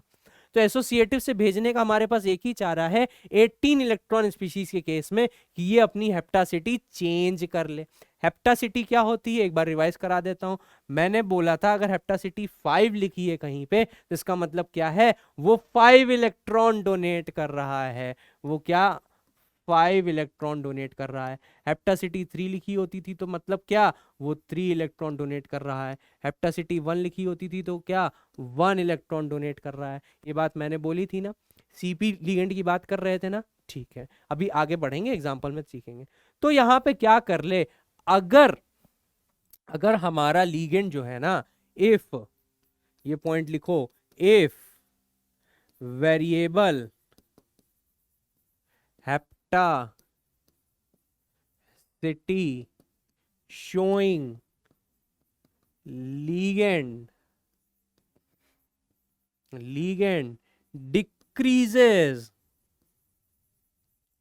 its हेप्टासिटी, अगर हेप्टासिटी वो डिक्रीज कर दे अपनी, मतलब इलेक्ट्रॉनिक कंट्रीब्यूशन कम कर दे, भाई कहने का मतलब क्या है, अगर हम बात करें यहाँ पे ईटा 5 की, तो 5 इलेक्ट्रॉन डोनेट कर रहा था हमारा वेरिएबल हेप्टासिटी शोइंग लीगेंड, ठीक है। फिर उसके बाद अगर वो हेप्टासिटी डाउन करके 3 में आ जाए तो मतलब क्या है, मतलब इस बार ये है कि पहले वो 5 इलेक्ट्रॉन डोनेट कर रहा था, अब की बार 3 इलेक्ट्रॉन डोनेट कर रहा है, मतलब 2 इलेक्ट्रॉन डोनेट करने की जगह बच गई। तो अब की बार बाहर से एक लीगेंड जो कि 2 इलेक्ट्रॉन डोनेट करने वाला होगा, वो आके वो स्पेस ऑक्यूपाई कर लेगा। समझे बात, नहीं समझे देखो, यहां भी नहीं समझ में आएगी तो एग्जाम्पल समझाऊंगा, समझा के रहूंगा, ठीक है। क्या है ये देखो, अगर हमने क्या किया, ईटा 5 से ये हमने क्या कर दिया, ईटा 3 में ले आए, ईटा 3 में ले आए, तो अब की बार जो लीगेंड था ना एल डैश यहां पे लिख लो, क्या है, 2 इलेक्ट्रॉन लेके आ रहा था, ये 2 इलेक्ट्रॉन लेके आ रहा था, तो इसने 2 इलेक्ट्रॉन अपने क्या कर दिए बच्चे, यहाँ पे 2 इलेक्ट्रॉन इसने इसको डोनेट करके मेटल के साथ बॉन्ड बना लिया। तो ये एक ओवरऑल रिएक्शन हो गई। कैसे पता चला कि हमारे पास हेप्टा, भाई ये क्या था, 18 इलेक्ट्रॉन कॉम्प्लेक्स था, ये एल कुछ रहे होंगे, कोई मतलब नहीं एल क्या रहे होंगे, अभी हम लोग देख लेंगे। ईटा 5 यहां पे चेंज हो सकता है क्योंकि वेरिएबल हेप्टासिटी है, ये अगर कम कर देगा अपना इलेक्ट्रॉन काउंट तो 2 स्पेस बच गई, 2 स्पेस बच गई, हमारे पास लीगेंड था जो कि 2 इलेक्ट्रॉन दे सकता था, तो उसने आके वहां पे अटैक कर दिया, सब्स्टिट्यूशन रिएक्शन हो गई और हमें क्या, इस टाइप का सब प्रोडक्ट मिल गया। ये हमें क्या मिल गया, प्रोडक्ट मिल गया। और हमें प्रोडक्ट में क्या था, हेप्टासिटी चेंज्ड मिली, लीगेंड वही सेम था लेकिन हेप्टासिटी चेंज मिली, ठीक है। तो ये चीज नोट कर लो। जब तुमने ये नोट कर लिया तो ये एग्जाम्पल अब देखने वाला है, ये एग्जाम्पल क्या है, ठीक है। सर यहाँ पे कुछ लीगेंड वगैरह दिखाया तो नहीं गया, ठीक है, कोई बात नहीं, ये तुम्हारे पीवाईक्यू में आया हुआ बच्चे, ये पीवाईक्यू का क्वेश्चन है, गेट का क्वेश्चन है, ये गेट का क्वेश्चन है, पहले आ चुका है।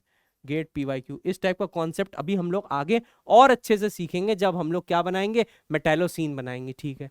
अब मैंने मेटालोसीन बोल तो दिया, लेकिन अभी डिस्कस नहीं करूंगा, बाद में डिस्कस करूंगा आने वाली क्लासेस में। तो ये चीज हमें समझ में आ गई, Fe जब है ना तो ये कैसे, और HNU के प्रेजेंस में क्या होगा, HNU के प्रेजेंस में बच्चे हेप्टासिटी चेंज होंगी और कार्बोनिल लिगेंड हमारा निकलेगा। तो इसकी रिएक्शन कैसे हो रही है, तो रिएक्शन में बढ़ने से पहले तुमको अगर ये चीज नजर नहीं आ रही है तो गौर से देखो, क्या चीज देखो कि हमारा ये जो CP रिंग है ये भी CP रिंग है, ये कहाँ है, इसका बॉन्ड देखो अंदर जुड़ा हुआ है।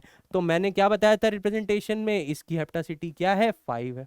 और ये कहाँ है, ये एक कार्बन में, पर्टिकुलर कार्बन जुड़ा है, तो इसकी हेप्टासिटी क्या है बच्चे, इसकी हेप्टासिटी 1 है। अब इसका इलेक्ट्रॉन काउंट पहले करो, पहला स्टेप तुम्हारा होता है इलेक्ट्रॉन काउंट, क्योंकि तुम्हें क्या करना है, जो तुम्हें फाइनल प्रोडक्ट बनाना है उसका इलेक्ट्रॉन काउंट और सबस्ट्रेट का और प्रोडक्ट का इलेक्ट्रॉन काउंट बराबर होना चाहिए, है ना। तो यहाँ पे कितना आएगी, हेप्टासिटी 5 है तो 5 प्लस इसकी कितनी आएगी 1 प्लस Fe कितना देता है, Fe देता है 8 प्लस 2 इससे 2 इससे, तो टोटल इलेक्ट्रॉन काउंट करो कितना है, 8 9 10 11 12 13 14 15 16 17 18, कितना आया, 18 इलेक्ट्रॉन आया। आराम आराम से करो, गलती नहीं करना, ठीक। 18 इलेक्ट्रॉन स्पीशीज आ गई, मतलब ये क्या है बच्चे, ये स्टेबल है, ठीक है। जब ये स्टेबल है, ठीक है, तो अब हमें ये चीज नजर आ रही है कि यहाँ पे HNU की प्रेजेंस में क्या हो सकता है। तो पहला स्टेप मैं बताता हूँ, पहला स्टेप यहाँ पे क्या होगा, पहला स्टेप अब की बार यहाँ पे हमें CO निकालना है, ठीक है, हमें CO बाहर निकालने हैं, यहाँ पे हमें दोनों CO निकालने हैं, क्या करने हैं, यहाँ पे हमें दोनों CO बाहर निकालने हैं। क्वेश्चन अब कंप्लीट हो गया, दोनों CO हमें बाहर निकालने हैं HNU की प्रेजेंस में, लेकिन क्या हो, प्रोडक्ट की और सबस्ट्रेट की हमारे इलेक्ट्रॉन काउंट सेम रहे,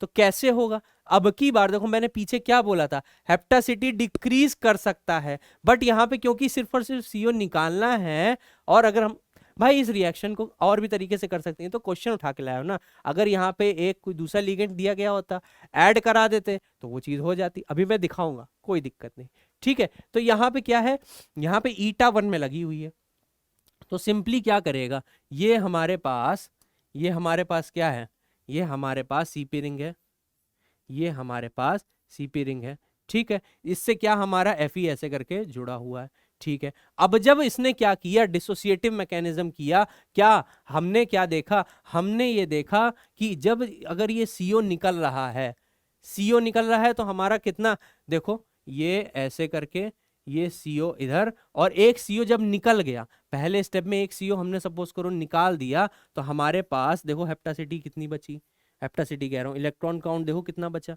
हमारे पास, इलेक्ट्रॉन काउंट कैसे आया, देखो आयरन कितना देता है 8 प्लस इससे कितने आएंगे 2 प्लस यहाँ पे कितना आएगा 1 प्लस यहाँ से कितने आएंगे 5, तो ये कितना हो गया, हमें नजर आया ये 16 इलेक्ट्रॉन स्पीशीज बन गई।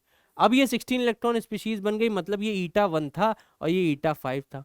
तो हमें क्या करना है, ये तो फाइनल प्रोडक्ट नहीं है, एक CO हमने निकाल दिया, जब हमने एक CO निकाल दिया तो हमें ये प्रोडक्ट मिल रहा था, बट यहाँ पे क्या था, इलेक्ट्रॉन काउंट तो डिफरेंस आ रहा था। तो अब की बार क्या करेगा, हमारा जो CP रिंग है वो अपनी हेप्टासिटी चेंज करेगा, हेप्टासिटी चेंज करेगा मतलब क्या है, मतलब ये है Fe ऐसे लगा होगा, इधर इधर इधर इधर ऐसे ये CP रिंग ऐसे लगी होगी, और यहाँ पे एक CP रिंग ऐसे लगी होगी, और एक नोटेशन और बता देता हूँ, ये कुछ ऐसे करके बना होगा, यहाँ पे एक बॉन्ड ऐसे बना होगा, और ये ऐसे दिखाएगा।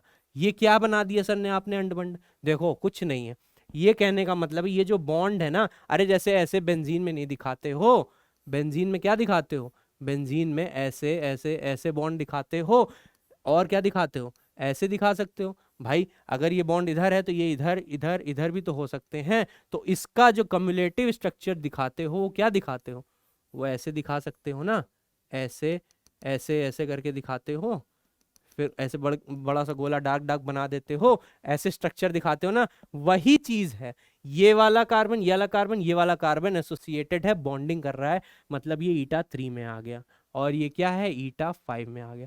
अब हम काउंट करने निकले, तो हमें क्या पता चला, आयरन 8 दे रहा था, प्लस CO 2 दे रहा था, प्लस इससे 5 मिल रहे थे, प्लस इससे 3 मिल रहे थे, तो हमने देखा 8 2 10 5 3 8, 8 प्लस 10 कितना हो गया 18, 18 इलेक्ट्रॉन स्पीशीज बन गई। सिंपल, कितना इजी था। ठीक है, ये क्या हो गया, फर्स्ट स्टेप हो गया। फर्स्ट स्टेप में हमने एक सीओ निकाल दिया था। ठीक है, अब अगर हम सेकंड स्टेप की बात करें, सेकंड स्टेप में क्योंकि इसमें लिख रखा है 2 सीओ हमें बाहर निकालने हैं, तो 2 सीओ बाहर निकालने के लिए हमें क्या करना पड़ेगा, एक स्टेप और फॉरवर्ड करना पड़ेगा। तो अब की बार मैं एक स्टेप और फॉरवर्ड करता हूं, एक सीओ और निकालता हूं। जब मैंने एक सीओ और निकाला तो हमारे पास क्या बना, Fe, और इधर ये वाली तो ऐसे ही लगी रहेगी, ऐसे ऐसे ऐसे, ये ऐसे, ये अंदर गई है। ठीक है, ये ऐसे करके बॉन्ड गया, इधर ऐसे ऐसे ऐसे। ठीक है, और अब की बार क्योंकि यहाँ पे क्या एक सीओ और निकल गया, तो यहाँ पे सीओ तो अब बचा नहीं, तो अब की बार क्या हो रहा होगा, ये पूरा पूरा ईटा 5 दे रहा होगा, ये पूरा पूरा ईटा 5। और ईटा 5 को कैसे डिनोट करते हैं, ऐसे डिनोट करते हैं, ऐसे करके दे रहा होगा। मतलब समझे, मतलब मेरा कहने का ये मतलब है कि देखो जब ये सीओ निकल गया, ठीक है, चलो अभी ये नहीं बनाता हूं, अभी ये नहीं बनाता हूं, यहां पे लिख देता हूं ऐसे करके, जैसे पहले बनाया था, ऐसे ऐसे ऐसे ऐसे, ये ऐसे, इधर इधर। ठीक है, अब की बार सीओ निकल गया। ठीक है, जब यहां से सीओ निकल गया तो यहां पे हमें क्या नजर आ रहा है, अगर इसका हम इलेक्ट्रॉन काउंट करें तो देखो आयरन कितना देता है 8, प्लस इससे कितना मिला 3, इससे कितना मिला 5। ठीक है, तो 8 प्लस 5 कितना होता है 13, 13 प्लस 3 कितना होता है 16 इलेक्ट्रॉन। कितने इलेक्ट्रॉन स्पीशीज हमें मिली, 16 इलेक्ट्रॉन स्पीशीज मिली। अरे यार 16 इलेक्ट्रॉन स्पीशीज तो हमारा प्रोडक्ट होगा नहीं फाइनल। ठीक है, भले ही सीओ निकल गए हैं, एक सीओ इधर निकल गया, एक सीओ पहले निकल गया, क्या ये फाइनल प्रोडक्ट है, नहीं ये फाइनल प्रोडक्ट नहीं है। क्वेश्चन ऐसे ही पूछा जाएगा, फाइनल प्रोडक्ट में सीपी रिंग की हेप्टासिटी बताओ। हाँ, तो ये तो है नहीं फाइनल प्रोडक्ट, फाइनल प्रोडक्ट और क्या हो सकता है, आइए देखते हैं इसका फाइनल प्रोडक्ट क्या होगा। इसका फाइनल प्रोडक्ट कुछ इस तरीके से होगा, Fe ऐसे आएगा, और यहाँ पे क्या होगा, सीपी रिंग ऐसे करके लगी होंगी। और अब की बार सीपी रिंग ने क्या किया, ईटा 3 से ईटा 5 ले गई, अपनी हेप्टासिटी क्या कर दी, इंक्रीज कर दी। मैंने पीछे बोला जनरल नोटेशन में कि हेप्टासिटी डिक्रीज कर सकते हैं एसोसिएटिव मैकेनिज्म दिखाने के लिए। ठीक है, वैसे ही हेप्टासिटी इंक्रीज भी कर सकते हैं अगर इस टाइप की रिएक्शन दी गई हो कि 2 CO हटाने। अब यहाँ पे लिगेंड का इंसर्शन कराना होता तो भी हो जाता, कोई दिक्कत नहीं है। अब अगर मैं कहूँ ये जो हमारा मॉलिक्यूल बन रहा है, यहाँ पे और क्या बनेगा, यहाँ पे ऐसे ऐसे, इसकी तो हेप्टासिटी ऑलरेडी ईटा 5 थी, पहले इसको काउंट करके बता देता हूँ, 8 इससे आएगा, 5 इससे आया, 5 इससे आया, 8 इसके, 5 इसके, 5 इसके, टोटल कितना आ गया 18 इलेक्ट्रॉन काउंट आ गया। तो हमें पता चल गया ये जो हमारा क्या बना, ये जो हमारा प्रोडक्ट बना, ये वाला जो हमारा प्रोडक्ट बना, ये प्रोडक्ट हमारा फाइनल प्रोडक्ट है अगर हम इसकी रिएक्शन HNO की प्रेजेंस में कराएं और 2 CO बाहर निकालें। ठीक है, ये बात तो हमें समझ में आ गई।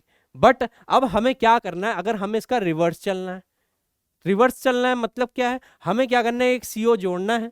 अगर हमें एक सीओ जोड़ना है तो अब की बार क्या होगा बेटा, ईटा 5 से ईटा 3 में चला जाएगा सीपी रिंग। ईटा 3 में जैसे चला गया तो 2 इलेक्ट्रॉन की वैकेंसी हुई ना, जैसे ही 2 इलेक्ट्रॉन की वैकेंसी हुई तो वहां पे एक सीओ ऐड हो जाएगा, सीओ अटैक कर देगा और हमें क्या मिल जाएगा, इस टाइप का कॉम्प्लेक्स मिल जाएगा। फिर उसके बाद अगर हमें दिया जाए कि एक सीओ की और रिएक्शन करानी है, एक सीओ को और सब्स्टिट्यूशन कराना है, तो ईटा 3 से कहां स्लिप होके चला जाएगा, ईटा 1 में चला जाएगा। और ईटा 1 में जब चला जाएगा तो क्या हो जाएगा, हमारे पास क्या मिलेगा, 2 सीओ ऐड हो चुके होंगे और हमें एक 18 इलेक्ट्रॉन स्पीशीज मिलेगी। तो इस टाइप के क्वेश्चन ऐसे पूछा जा सकता है, ऐसे पूछा जा सकता है, ऐसे रोड मैप बनते हैं। ठीक है, ये बात हमें क्लियर हो गई।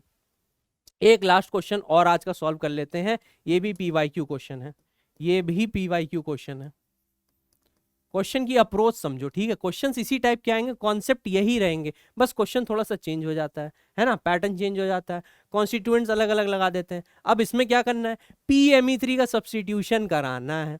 अच्छा ठीक है, अब हमें PME3 का सब्स्टिट्यूशन कराना है, हमारे पास 2 चारे हैं। सबसे पहला काम क्या है हमारा, सबसे पहला काम है हमें काउंट करना, क्या ये 18 इलेक्ट्रॉन स्पीशीज है, क्या ये 18 इलेक्ट्रॉन स्पीशीज है। अगर 18 इलेक्ट्रॉन स्पीशीज होगी तो हमें दिमाग लगाना है, अगर 18 से कम होगी तो एसोसिएटिव डायरेक्ट करा देंगे, काम खत्म।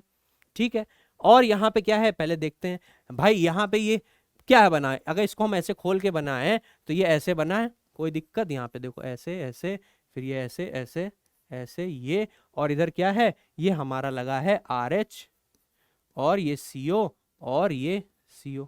कहने का मतलब ये है कि ये वाला बॉन्ड इधर है और ये वाला बॉन्ड इधर है और ये ऐसे करके ये पूरे में ऐसे करके ये बॉन्डिंग कर रखा है, जिससे हमारा ऐसे, तो ये क्या ईटा 5 फॉर्म में जुड़ा हुआ है, किससे, RH से, है ना, जैसे CP रिंग हमारी जुड़ी होती है। ठीक, ये बात समझ में आ गई। तो अगर मैं इसका 18 इलेक्ट्रॉन काउंट करूं तो देखिए आता है कि नहीं। RH कहाँ पे आता है, Mn FeCO, और ये कहाँ आता है, CORHIR।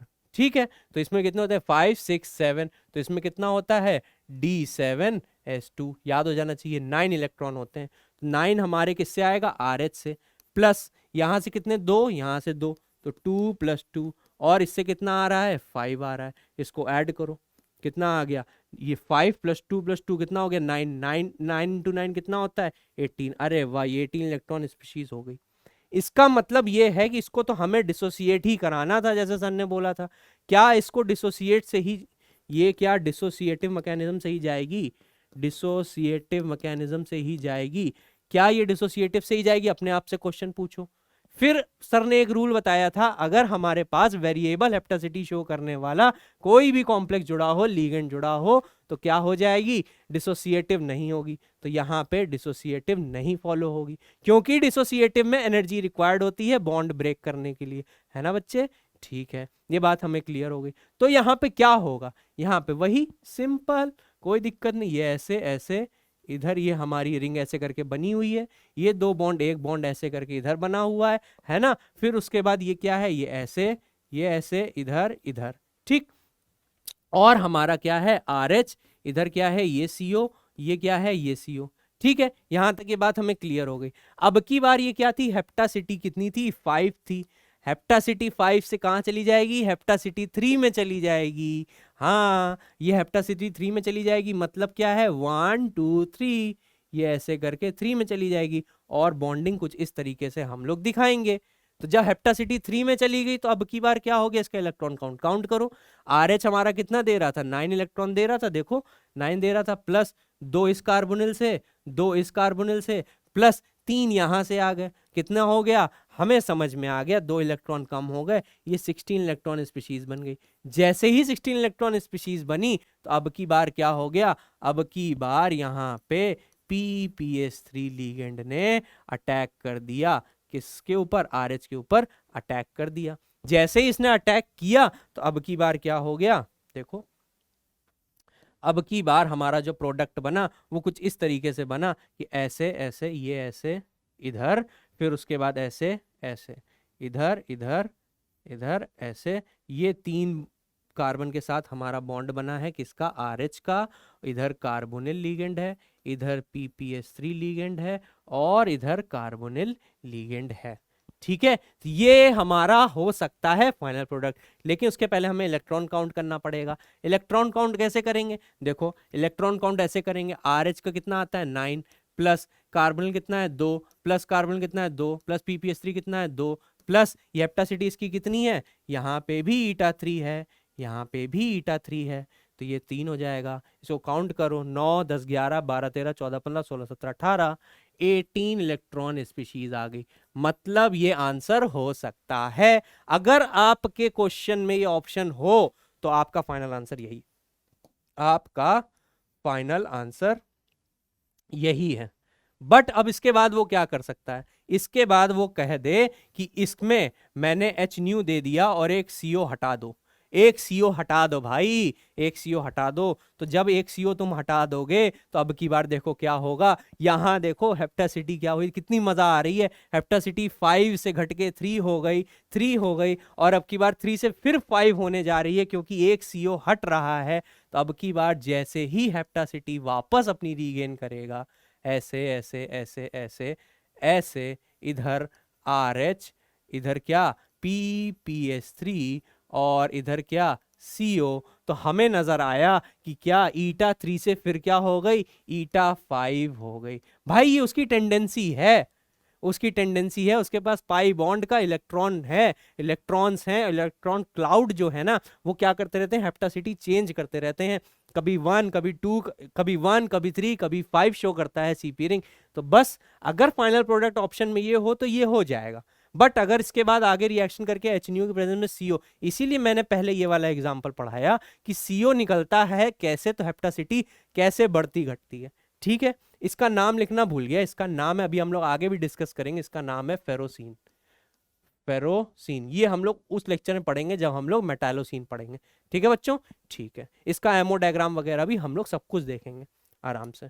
ठीक, तो यहाँ पे ये बात आ गई कि हमारे पास ये कॉम्प्लेक्स बनेगा एक CO हटने के बाद। अब जब एक CO हट रहा था तो ये क्या था, 18 इलेक्ट्रॉन स्पीशीज थी, तो एक CO हटने के बाद क्या हो रहा होगा, 16 इलेक्ट्रॉन स्पीशीज बन रही होगी, मैंने डायरेक्ट लिख दिया 16 इलेक्ट्रॉन स्पीशीज बन रही होगी। अब 16 इलेक्ट्रॉन स्पीशीज बन रही होगी तो उसको कौन बैलेंस करेगा, हमें एक और लिगेंड PPS3 तो दिया नहीं गया है ना, तो यहाँ पे क्या करेगा, ईटा 3 से ईटा 5 हो जाएगी फिर से। वेरिएबल हेप्टासिटी वाला जो लिगेंड है CP रिंग है वो ईटा 5 से कहाँ चला जाएगा, ईटा 3 में। जैसे ही वो ईटा 3 में जाएगा तो अब की बार हम लोग काउंट करेंगे तो देखो क्या आएगा, RH कितना देता है बच्चे, 9 देता है, प्लस ये कार्बन कितना देगा, 2, वो PPS3 कितना देगा, 2, प्लस ये कितना देगा, 5, तो 5 4 9, 9 + 9 कितना हो गया, 18 इलेक्ट्रॉन हो गया। और हमें पता चल गया अगर ऑप्शन में ये आंसर दे रखा होगा, मतलब रिएक्शन आगे करके ये बना रखा होगा, तो हमारा ये आंसर सही हो जाएगा। ठीक है, क्लियर हो गया ये कॉन्सेप्ट, कब एसोसिएटिव लगाना है, कब डिसोसिएटिव लगाना है, कैसे लगाना है, ये चीजें आई होप आप लोगों को आज क्लियर हो गई होंगी। जो चीजें नहीं क्लियर हुई हैं वो आने वाले लेक्चर्स में क्लियर होती जाएंगी। परेशान होने की कोई नीड नहीं है, आराम से धीमे धीमे बिल्कुल पढ़ना है, क्वेश्चंस इजी आते हैं, बेसिक कॉन्सेप्ट्स में अपने पकड़ रखो। सर ने क्या क्या पॉइंट बताया कि 18 इलेक्ट्रॉन काउंट कर लो सबसे पहले, फिर उसके बाद देखो एसोसिएटिव से जा रहा है कि डिसोसिएटिव से जा रहा है। फिर एक कॉन्सेप्ट और याद रखो कि 18 इलेक्ट्रॉन स्पीशीज में सर ने मना किया है क्या, एसोसिएटिव कराने से, बट एक ऐसा केस दिया है जिसमें हेप्टासिटी इन्वॉल्व होती है और उस केस में क्या हो जाता है, वहां पे एसोसिएटिव मैकेनिज्म हो जाता है। जैसे कि ये देखो यहाँ पे CO नहीं निकला था पहले, क्या निकाल रहा था मैं, नहीं निकाल रहा था, यहाँ एसोसिएटिव मैकेनिज्म में करा रहा था 18 इलेक्ट्रॉन स्पीशीज में। कैसे करा दिया मैंने हेप्टासिटी कम कर दी, 5 से 3 ले आया। जब 2 हेप्टासिटी कम करी तो 2 इलेक्ट्रॉन की जगह बन गई, जब घर में जगह बन गई तो बाहर से कोई आके रह लिया, दूसरा लिगेंड आ गया। फिर अगर ऑप्शंस में हमारे ये आंसर दिया गया हो तो ये टिक लगा देंगे, नहीं अगर रिएक्शन आगे प्रोसीड करके दे रखा होगा तो HNO के साथ CO ऐसे कर दिया, एक लिगेंड बाहर निकाल दिया। अच्छा, ये अलग से नहीं दी गई होगी, ये बच्चे इसी के नीचे ऐसे करके लिख दिया गया होगा, ये इसी के नीचे ऐसे करके लिख दिया जाएगा, यहाँ पे ऐसे लिख दिया जाएगा HNO, बस ऐसे करके HNO लिख दिया जाएगा। अब तुमको फंडा पता होने चाहिए कि क्वेश्चन एग्जामिनर क्या पूछ रहा है, क्या ऑप्शन हमें दिए गए, उस हिसाब से तुम्हें निकालना है। ठीक है, बाकी सारे क्वेश्चंस आप DPP में सॉल्व कर लेना, सब कुछ क्लियर हो जाएगा, सारे फंडे क्लियर हो जाएंगे। ठीक है बच्चों, तो आज की क्लास में यहीं पे एंड करता हूं। आई होप आप लोगों को हमारा ये डिसोसिएटिव एसोसिएटिव मैकेनिज्म अच्छे से क्लियर हो गया होगा। उसके पहले मैंने मेटल ओलेफिन कॉम्प्लेक्सेस पढ़ा है, उसके रिगार्डिंग भी कुछ क्वेश्चंस आपको देखने को मिल जाएंगे। ये जो मैं पढ़ा रहा हूँ ना ऑर्गेनोमेटालिक्स में, देखो कभी ये मत सोचो कि हमेशा टफ चीजें ही आएंगी। ये जो चीजें हैं ना ये बहुत बेसिक हैं और एग्जामिनेशन में हमेशा देखने को मिलती हैं। कोई भी एग्जाम हो यहाँ पे ये सब चीजें पूछी जाती हैं। और बच्चों तुमको मैं बता दूं, अब पेपर थोड़ा सा शिफ्ट हो रहा है। कहाँ, पहले रटी रटाई चीजें आ जाती थी, ऑर्गेनोमेटालिक्स, कोऑर्डिनेशन, ये सब चीजें रटी रटाई चीजें, लेकिन अब कंसेप्ट्स आपके देखते हैं, देखा जाता है कि आपकी कंसेप्चुअल अप्रोच कितनी अच्छी है। तो उस चीज पे अपने ध्यान दो, फोकस करो और बढ़िया से सब चीजें पढ़ते रहो।